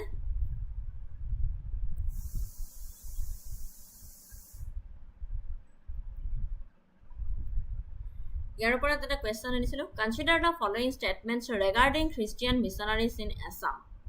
Nathan Brown and Oliver Cutter established the first printing press in Assam. Christian missionaries played a crucial role in the revival of the Assamese language during the British period. The missionaries introduced English as the medium of instruction in Assamese schools during the early 19th century. Which of the statements are correct? Option A is the correct answer, 1 and 2 only. 1 আৰু 2 কি আছিলে? Nathan Brown and Oliver Cutter established the first printing press in Assam and Christian missionaries played a crucial role in the revival of Assamese language during the British period. Exactly. Statement 3 to incorrect হয় কিহৰ কাৰণে? English was introduced later. Missionaries supported Assamese as the medium of instruction. Next question আৰু এটা আনিছিলোঁ। Consider the following statements about missionary contribution to Assamese literature. Missionaries helped to develop early Assamese English dictionaries. The publication of Assamese religious texts helped to standardize the language.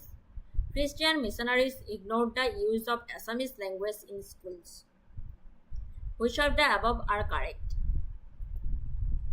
Option A is the correct answer, 1 and 2 only. Missionaries helped to develop early Assamese English dictionaries. Correct. The publication of Assamese religious texts helped to standardize the language. Statement 3 to incorrect. Right? Option A is the correct answer. 1 and 2 only. Next, our question is consider the following statements. Christian missionaries contributed significantly to women's education in Assam. They played no role in the social reform of tribal communities. Many tribal groups in Assam were converted to Christianity through missionary efforts. Which of the statements are correct? Option C is the correct answer. 1 and 3 only. Statement 2 is incorrect. They had a strong influence on tribal communities through education, healthcare, and religious conversion. So 1 and 3 to correct. Christian missionaries contributed significantly to women's education in Assam. It is correct. And many tribal groups in Assam were converted to Christianity through missionary efforts. ইয়াৰ পিছত আহিছিলে development of modern education, establishment of schools and colleges. The development of modern education in Assam was a significant socio-cultural transformation during the 19th and 20th centuries, particularly during British colonial rule. This period saw a shift from traditional forms of learning to Western-style education, which had long-lasting impacts on Assamese society, culture, and identity. Pre-colonial education in Assam. Before the British arrived, education in Assam was primarily traditional and informal, based on Gurukul and Satra system. Religious in nature, learning was centered around Hindu scriptures, Sanskrit, and Vaishnavic teachings in monasteries. Limited in access, mostly for upper caste males. Introduction of Western education post 1826. After the British annexation of Assam in 1826, the colonial government started introducing English education to create a class of educated Indians to assist in administration, replace Persian with English as the official language. Key features: focus on English language, science, Western history, and mathematics.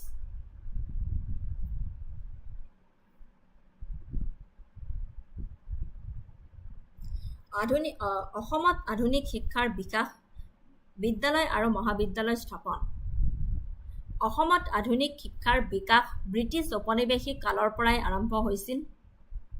ইয়াৰ আগতে অসমৰ শিক্ষা বেছিভাগেই পৰম্পৰাগত আছিল সংস্কৃত টুল আৰু মাদ্ৰাছাৰ আধাৰত, য'ত ধৰ্মীয় আৰু ধ্ৰুপদী ভাষাৰ পাঠদান কৰা হৈছিল। বুজিছে? অসমত আধুনিক শিক্ষাৰ বিকাশ ব্ৰিটিছ ঔপনিৱেশিক কালৰ পৰাই আৰম্ভ হৈছিলে। ইয়াৰ আগতে অসমৰ শিক্ষা বেছিভাগেই পৰম্পৰাগত আছিলে সংস্কৃত টুল আৰু মাদ্ৰাছাৰ আধাৰত আছিল, য'ত ধৰ্মীয় আৰু ধ্ৰুপদী বিষয়ৰ পাঠদান কৰা হৈছিল।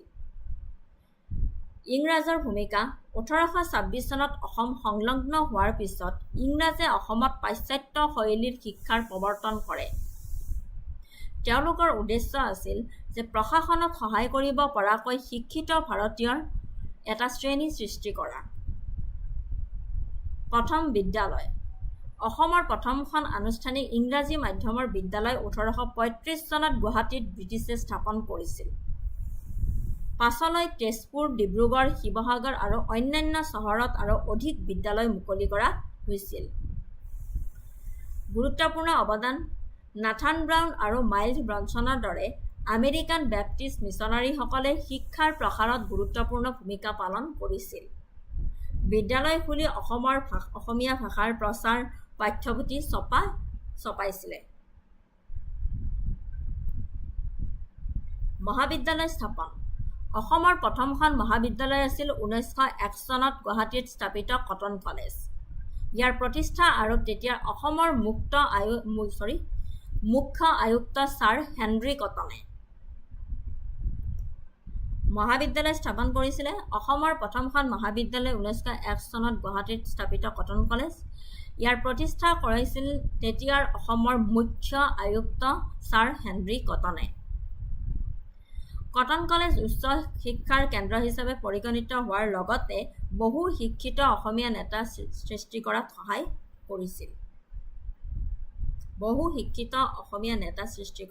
কৰিছিল। নিৰ্দেশনাৰ মাধ্যম: প্ৰথম অৱস্থাত বাংলা ভাষাক শিক্ষাৰ মাধ্যম হিচাপে জাপি দিয়া হৈছিল। অসমীয়া নেতা আৰু মিছনাৰীসকলৰ প্ৰতিবাদ আৰু প্ৰচেষ্টাৰ বাবে 1873 চনত অসমীয়াক মাধ্যম হিচাপে পুনৰ প্ৰতিষ্ঠা কৰা হৈছিল।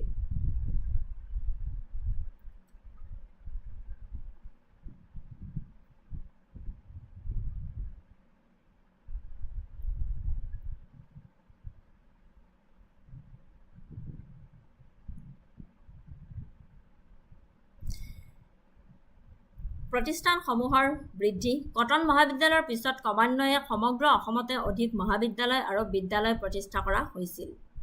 এই প্ৰতিষ্ঠানসমূহে আধুনিক ধাৰণা, জাতীয়তাবাদ, সমাজ সংস্কাৰ প্ৰসাৰত সহায় কৰিছিল। অসমত আধুনিক শিক্ষাৰ বিকাশে ইয়াৰ ইতিহাসৰ এক বৃহৎ টাৰ্নিং পইণ্ট হিচাপে চিহ্নিত কৰিছিল। ই এক নতুন শিক্ষিত শ্ৰেণীৰ সৃষ্টি কৰাত সহায় কৰিছিল আৰু অসমীয়া ভাষাক প্ৰসাৰিত কৰিছিল আৰু স্বাধীনতা আন্দোলন আৰু সমাজৰ আধুনিকৰণত মুখ্য ভূমিকা পালন কৰিছিল। ঠিক আছে।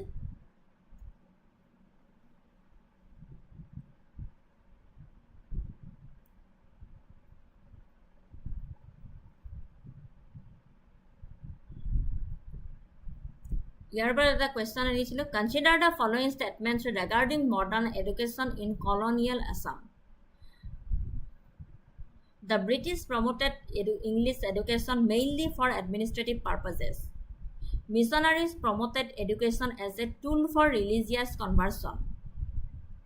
The Assamese language was promoted over Bengali in early British policies. Which statements are correct? Option A is the correct answer, 1 and 2 only. Statement 3 to incorrect hoy. কিহৰ কাৰণে? In early British policies, Bengali was promoted over Assamese, especially during the mid-19th century. 1 to correct hoy. The British promoted English education mainly for administrative purposes. And the missionaries promoted education as a tool for religious conversion. So, option A is the correct answer. Next, আৰু এটা question আহিছিল, consider the following statements regarding the establishment of modern educational institution in Assam. The first modern school in Assam was established in Sodia by American Baptist missionaries. Cotton College played a key role in the promotion of higher education in colonial Assam. Assamese language was reintroduced in schools after efforts by missionaries and local intellectuals. Which of the above statements is are correct? Option B is the correct answer, 2 and 3. Statement 1 to incorrect hoy kihor karone? The first modern school in Assam was not established in Sodia by American Baptist missionaries. While missionaries played a crucial role in expanding education, the first English medium school was established in Guwahati in 1835. মই অলপ আগতে কলো, by the British administration known as Guwahati Seminary, which later became Guwahati High School. Statement 2 to correct hoy. Cotton College founded in 1901 in Guwahati by Sir Henry Stedman Cotton was a landmark institution.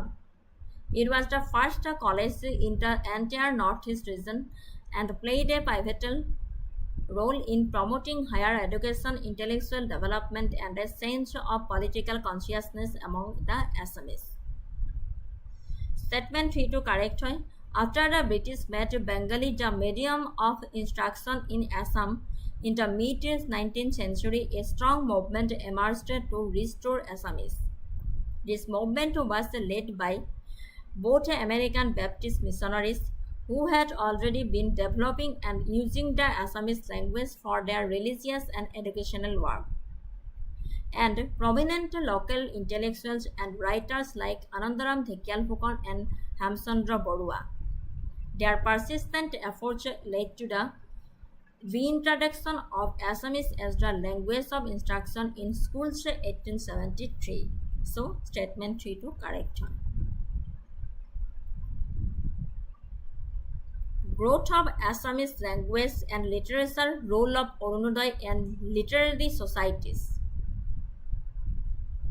The growth of Assamese language and literature in the 19th century was significantly influenced by the publication of the magazine Arunodaya and the establishment of various literary societies. These two forces were instrumental in shaping modern Assamese identity and moving the language from a fragmented state to a vibrant, standardized literary form. The role of Arunodaya. Published monthly from Shivsagar starting in 1846 by American Baptist missionaries, Arunodaya, meaning sunrise, was the first Assamese language magazine. Although its primary aim was the propagation of Christianity, its impact on the language and literature was profound and far-reaching.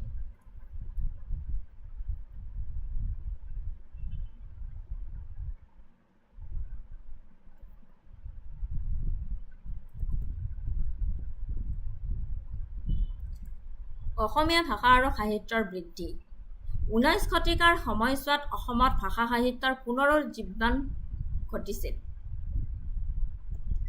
উপনিৱেশিক শাসন আৰু বিদেশী প্ৰভাৱৰ সময়ত কিছু সময়ৰ অৱনতি ঘটাৰ পাছত ভাষা সাহিত্যৰ জৰিয়তে অসমীয়া পৰিচয়ৰ প্ৰসাৰৰ বাবে ব্যক্তিগোষ্ঠীৰ প্ৰচেষ্টা চলাইছিল। অৰুণোদয়ৰ ভূমিকা 1846 চনত প্ৰথম অসমীয়া মাহেকীয়া আলোচনী 1846 চনত আমেৰিকান বেপ্টিষ্ট মিছনাৰীৰ দ্বাৰা আৰম্ভ কৰা হৈছিল। সম্পাদনা কৰিছিলে ৰেভাৰেণ্ড নাথান ব্ৰাউন আৰু পিছলৈ আনসকলে। বুজি পাইছানে যে 19 শতিকাৰ সময়ছোৱাতে অসমত ভাষা সাহিত্যৰ পুনৰুজ্জীৱন ঘটিছিল। উপনিৱেশিক শাসন আৰু বিদেশী প্ৰভাৱৰ সময়ত কিছু সময়ৰ অৱনতি ঘটাৰ পাছত ভাষা সাহিত্যৰ জৰিয়তে অসমীয়া পৰিচয়ৰ প্ৰসাৰৰ বাবে ব্যক্তিগোষ্ঠীৰ প্ৰচেষ্টা চলাইছিল। আধুনিক অসমীয়া গদ্যৰ বিকাশৰ বাবে ই এক মূল মঞ্চত পৰিণত কৰা হৈছিল। বিজ্ঞান, ধৰ্ম, ইতিহাস, স্বাস্থ্য আৰু সাহিত্যৰ ওপৰত প্ৰবন্ধ অন্তৰ্ভুক্ত কৰা হৈছিল। অসমীয়া ভাষাৰ মানকৰণত সহায় কৰিছিল। শিক্ষা আৰু জনজীৱনত অসমীয়াৰ ব্যৱহাৰক উৎসাহিত কৰিছিল আৰু যি সময়ত বাংলাক চৰকাৰী ভাষা হিচাপে জাপি দিয়া হৈছিল।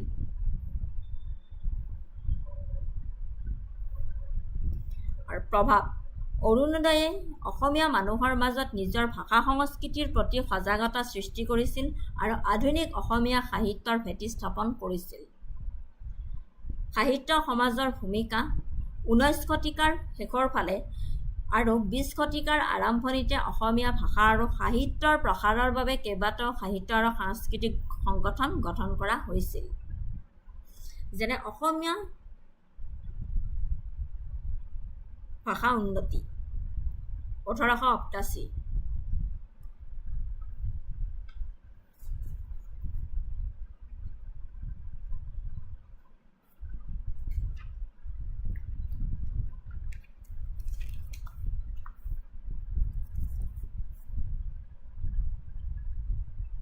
অসমীয়া ভাষা উন্নতি সাধনী সভা formed in 1888, published a monthly journal called Jonaki. First issue আছিল 1889, first editor আছিল চন্দ্ৰকুমাৰ আগৰৱালা। অসমীয়া ভাষা উন্নতি সাধনী সভা 1888 চনত অসমীয়া ছাত্ৰ ছাত্ৰীৰ দ্বাৰা কলিকতাত প্ৰতিষ্ঠা। লক্ষ্য আছিল অসমীয়া ভাষা সাহিত্যৰ বিকাশ আৰু আধুনিকৰণ। জোনাকী আলোচনীখন প্ৰকাশ কৰা হৈছিল আৰু যিখন আলোচনীত অসমীয়া সাহিত্যত জোনাকী যুগৰ আৰম্ভণি হৈছিল, ৰোমান্টিকতা আৰু আধুনিকতাৰ বাবে পৰিচিত। অসমীয়াত সৃষ্টিশীল লেখাৰ প্ৰচাৰ অসম সাহিত্য সভা 1917 চনত অসমৰ প্ৰধানমন্ত্ৰী সাহিত্য সংগঠন। অসমীয়া সাহিত্য সংস্কৃতি ঐতিহ্যৰ প্ৰসাৰৰ ক্ষেত্ৰত আজিও গুৰুত্বপূৰ্ণ ভূমিকা পালন কৰে আৰু সাহিত্যিক অনুষ্ঠানৰ আয়োজন কৰে, কিতাপ প্ৰকাশ কৰে আৰু লেখকসকলক সহায় কৰে। ইংলিছত দিয়া আছে এক্সপ্লেনেশ্যন, মই অসমীয়াতে বুজাই দিছোঁ।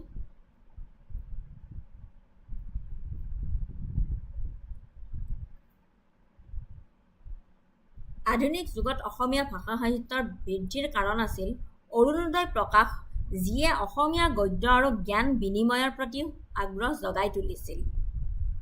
সাহিত্যিক সমাজ গঠন, যিয়ে আধুনিক অসমীয়া লেখা আৰু সাংস্কৃতিক গৌৰৱৰ এক সুদূৰ ভেটি গঢ়ি তুলিছিল। এই প্ৰচেষ্টাসমূহে অসমীয়া পৰিচয় ৰক্ষা কৰাত সহায় কৰাৰ লগতে ইয়াৰ সাহিত্যিক এক নতুন দিশ প্ৰদান কৰিছিল।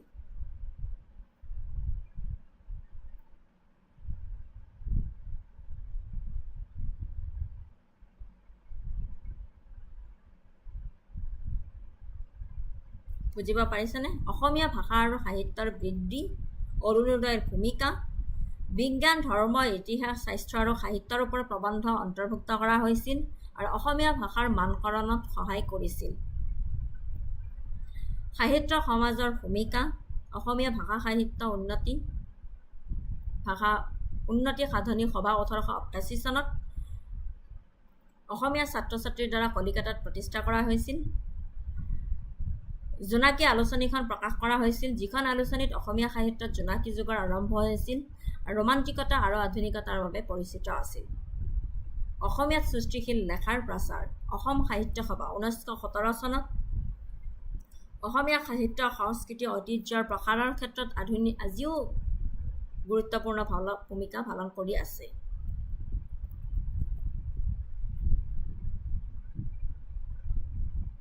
আৰু আধুনিক যুগত অসমীয়া ভাষা সাহিত্যৰ বৃদ্ধিৰ কাৰণ এয়ে আছিল যে অৰুণোদয় প্ৰকাশ, যিয়ে অসমীয়া গদ্য আৰু জ্ঞান বিনিময়ৰ প্ৰতি আগ্ৰহ জগাই তুলিছিল। সাহিত্যিক সমাজ গঠন, যিয়ে আধুনিক অসমীয়া লেখা আৰু সাংস্কৃতিক গৌৰৱৰ এক সুদূৰ ভেটি গঢ়ি তুলিছিল আৰু এই প্ৰচেষ্টাসমূহে অসমীয়া পৰিচয় ৰক্ষা কৰাত সহায় কৰাৰ লগতে ইয়াৰ সাহিত্যিক এক নতুন দিশ প্ৰদান কৰিছিল।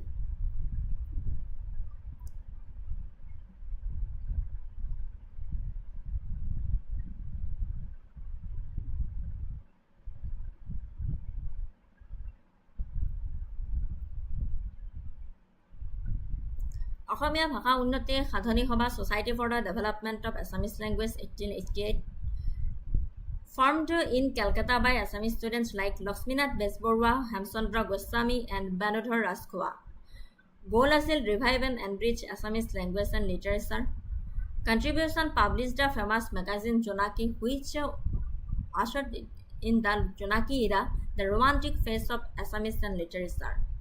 Encouraged young writers and poets to produce original works in Assamese, helped in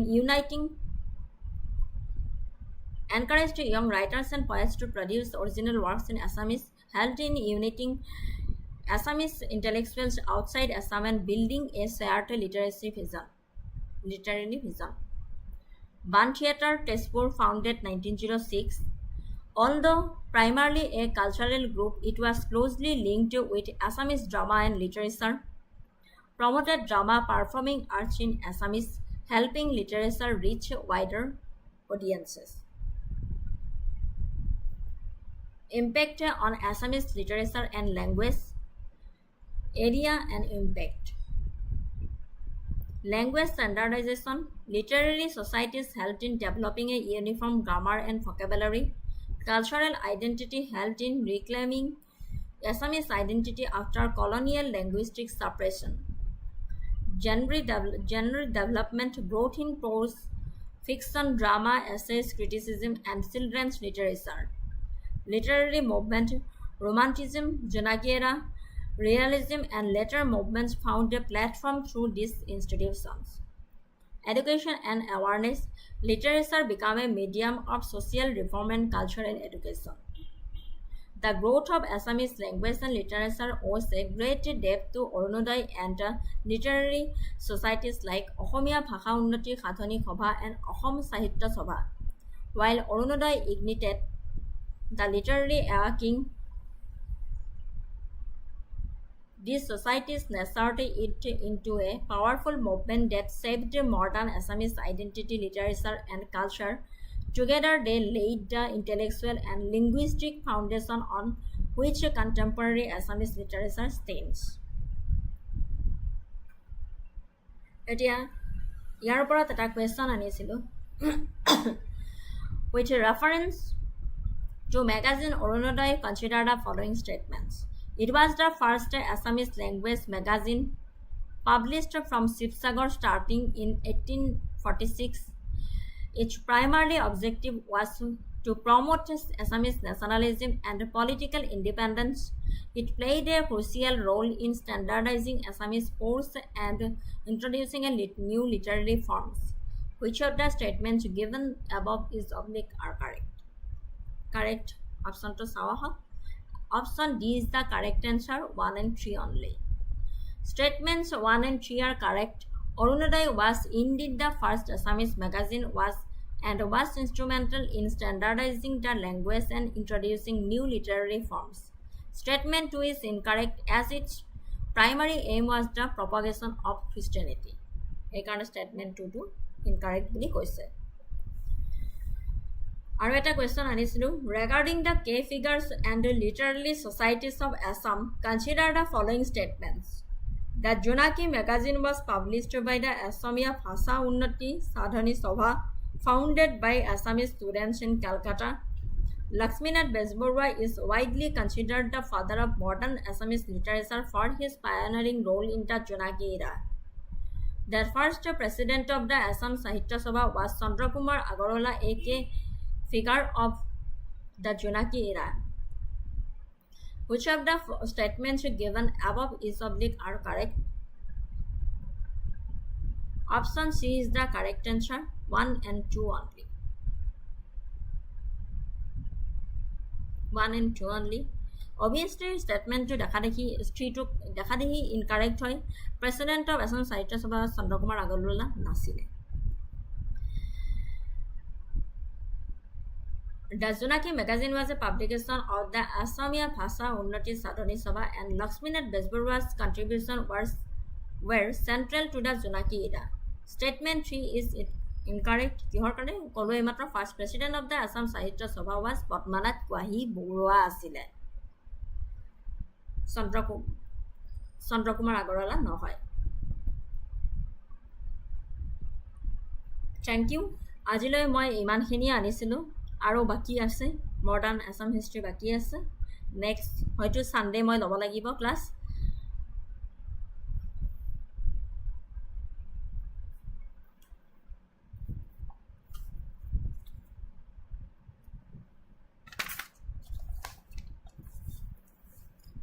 ক্লাছটো শেষ কৰাৰ আগতে আৰু এটা কৈ দিছোঁ আৰু অলপ কৈ দিছোঁ যোৰহাট সাৰ্বজনিক সভা Jorhat Sarvajanik Sabha founded in 1884 under the initiative of Jagannath Borua. President asil Rajar Naranarayan Singh, Secretary asil Jagannath Borua. Monot rakhiba ekita point. Jorhat Sarvajanik Sabha was founded in 1884 under the initiative of Jagannath Borua. President asil Rajar Naranarayan Singh, Secretary asil Jagannath Borua. Assam Association founded in 1903. President asile Prabhat Chandra Borua, Vice President asile Jagannath Borua, and General Secretary asile Manik Chandra Borua. Assam Association founded in 1903. President Prabhat Chandra Borua. Headquarter asile Guwahati. First session asile Dibrugarh 1905. তাৰপিছত আছিলে Assam Desh Hitasini Sabha was formed in 1885 at Shivsagar through the efforts of Pialal Borua. ঠিক আছে thank U ক্লাছটো লওঁতে বহুতখিনি spelling প্ৰনাউন্সিয়েশ্যন ভুল হ'ব পাৰে তাৰ বাবে মই আপোনালোকৰ ওচৰত ক্ষমা বিচাৰিছোঁ আৰু যিসকলে ইমান সময়ৰ পৰা আজিৰ এই ক্লাছটো চালে তেওঁলোকক অশেষ ধন্যবাদ জ্ঞাপন কৰিছোঁ মোৰ ফালৰ পৰা পুনৰ নতুন ক্লাছ এটিত লগ পোৱাৰ আশাৰে আপোনালোকৰ পৰা আজিলৈ বিদায় মাগিছোঁ মডাৰ্ণ আসাম হিষ্ট্ৰী ক্লাছটো মই সানডে আনো বাকি আসাম কাৰেণ্ট এফেয়াৰ্ছ গুৱাহাটী হাইকোৰ্টৰ ওপৰত যিমানখিনি আছে সেইখিনি মানডে টু ফ্ৰাইডেৰ ভিতৰত লৈ আহিম সো শুভৰাত্ৰি নেক্সট ক্লাছ এটিত পুনৰ লগ পাম আৰু ক্লাছটো যদি আপোনালোকৰ কাৰণে যদি উপকাৰিতা হয় বুলি ভাবিছে তেনেহ'লে প্লিজ শ্বেয়াৰ কৰি দিব যাতে অন্য সকলৰো